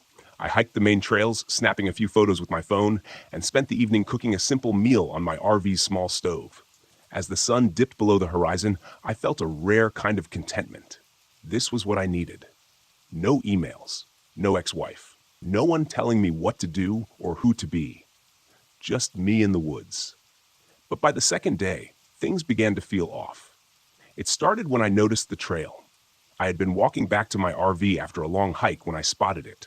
A faint path branching off the main one, almost hidden by overgrown bushes. It was narrow, barely more than a line of packed dirt, and it twisted sharply into the woods. Something about it tugged at me. Maybe it was curiosity, or maybe I was just tired of the predictability of the main trails. Whatever it was, I stepped off the beaten path and onto the faint trail. The air felt different as I walked, heavier, quieter. The usual sounds of the forest, birds chirping, leaves rustling, seemed muted, as if the trees themselves were holding their breath. After a few minutes, I found the ruins. At first, I thought it was just a pile of rocks, but as I got closer, I saw the remains of a chimney and the rotting beams of what must have been a small cabin. A rusted metal lantern sat in the dirt, its handle broken. The ground was littered with shards of pottery and what looked like animal bones. A shiver crawled up my spine. Someone lived out here, I muttered to myself. The idea seemed impossible. This part of the park was miles from any road, and the trail was nearly invisible.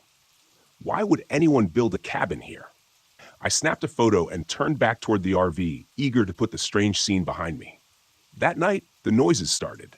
I had just crawled into bed when I heard it, a faint snapping sound, like someone stepping on a twig. I froze, my heart pounding. Raccoons, I told myself.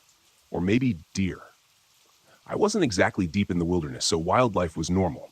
Then came the footsteps, slow, deliberate, and far too heavy to belong to an animal. They circled the RV, crunching the dry leaves and stopping occasionally, as if whoever or whatever was out there was listening. I grabbed my flashlight and swung open the door, shining the beam into the trees. "Hello?" I called, trying to sound more confident than I felt. "Is someone out there?"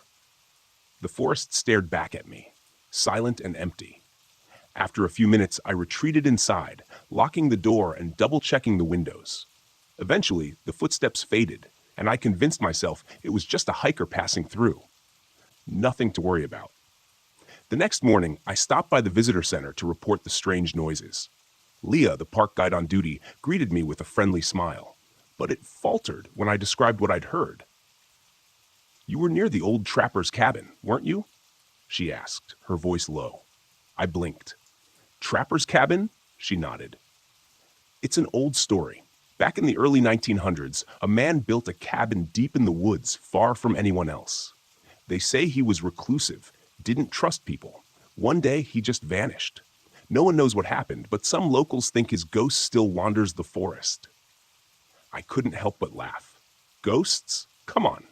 Leah shrugged. Believe what you want, but I'd stay away from that area if I were you. People say the forest gets strange near the cabin. I left the visitor center feeling annoyed. Ghost stories were fine for campfire entertainment, but I wasn't about to let a local legend ruin my weekend. That night, the disturbances grew worse. I was halfway through dinner when the lights in the RV flickered and went out. I swore under my breath, grabbing a flashlight to check the breaker. As I fumbled with the panel, I heard the footsteps again. Closer this time, circling the RV like a predator sizing up its prey. The flashlight beam caught something on the ground. Footprints. Human footprints. Large and deep, as if whoever made them was heavy. My breath caught in my throat. Okay, I muttered, trying to steady myself. Someone's messing with me. Grabbing my hiking boots, I stepped outside, determined to confront whoever was out there. But the second I stepped into the clearing, the forest fell silent. No footsteps, no rustling leaves, just an oppressive stillness that pressed against my ears.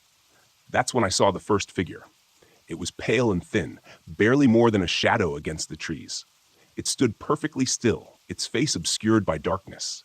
Then it moved, not toward me, but away, disappearing into the woods without a sound. I didn't follow. Instead, I locked myself in the RV, sat by the window gripping a kitchen knife, and watched the forest until dawn. By the time the sun rose, I'd made up my mind. I had to go back to the cabin. I needed answers. The trail felt even more oppressive in the daylight. The air was thick, and the silence was absolute. When I reached the clearing, I saw something I hadn't noticed before. A small, rusted knife lying in the dirt. Next to it was a notebook, its cover warped with age. I picked it up carefully, flipping through the yellowed pages.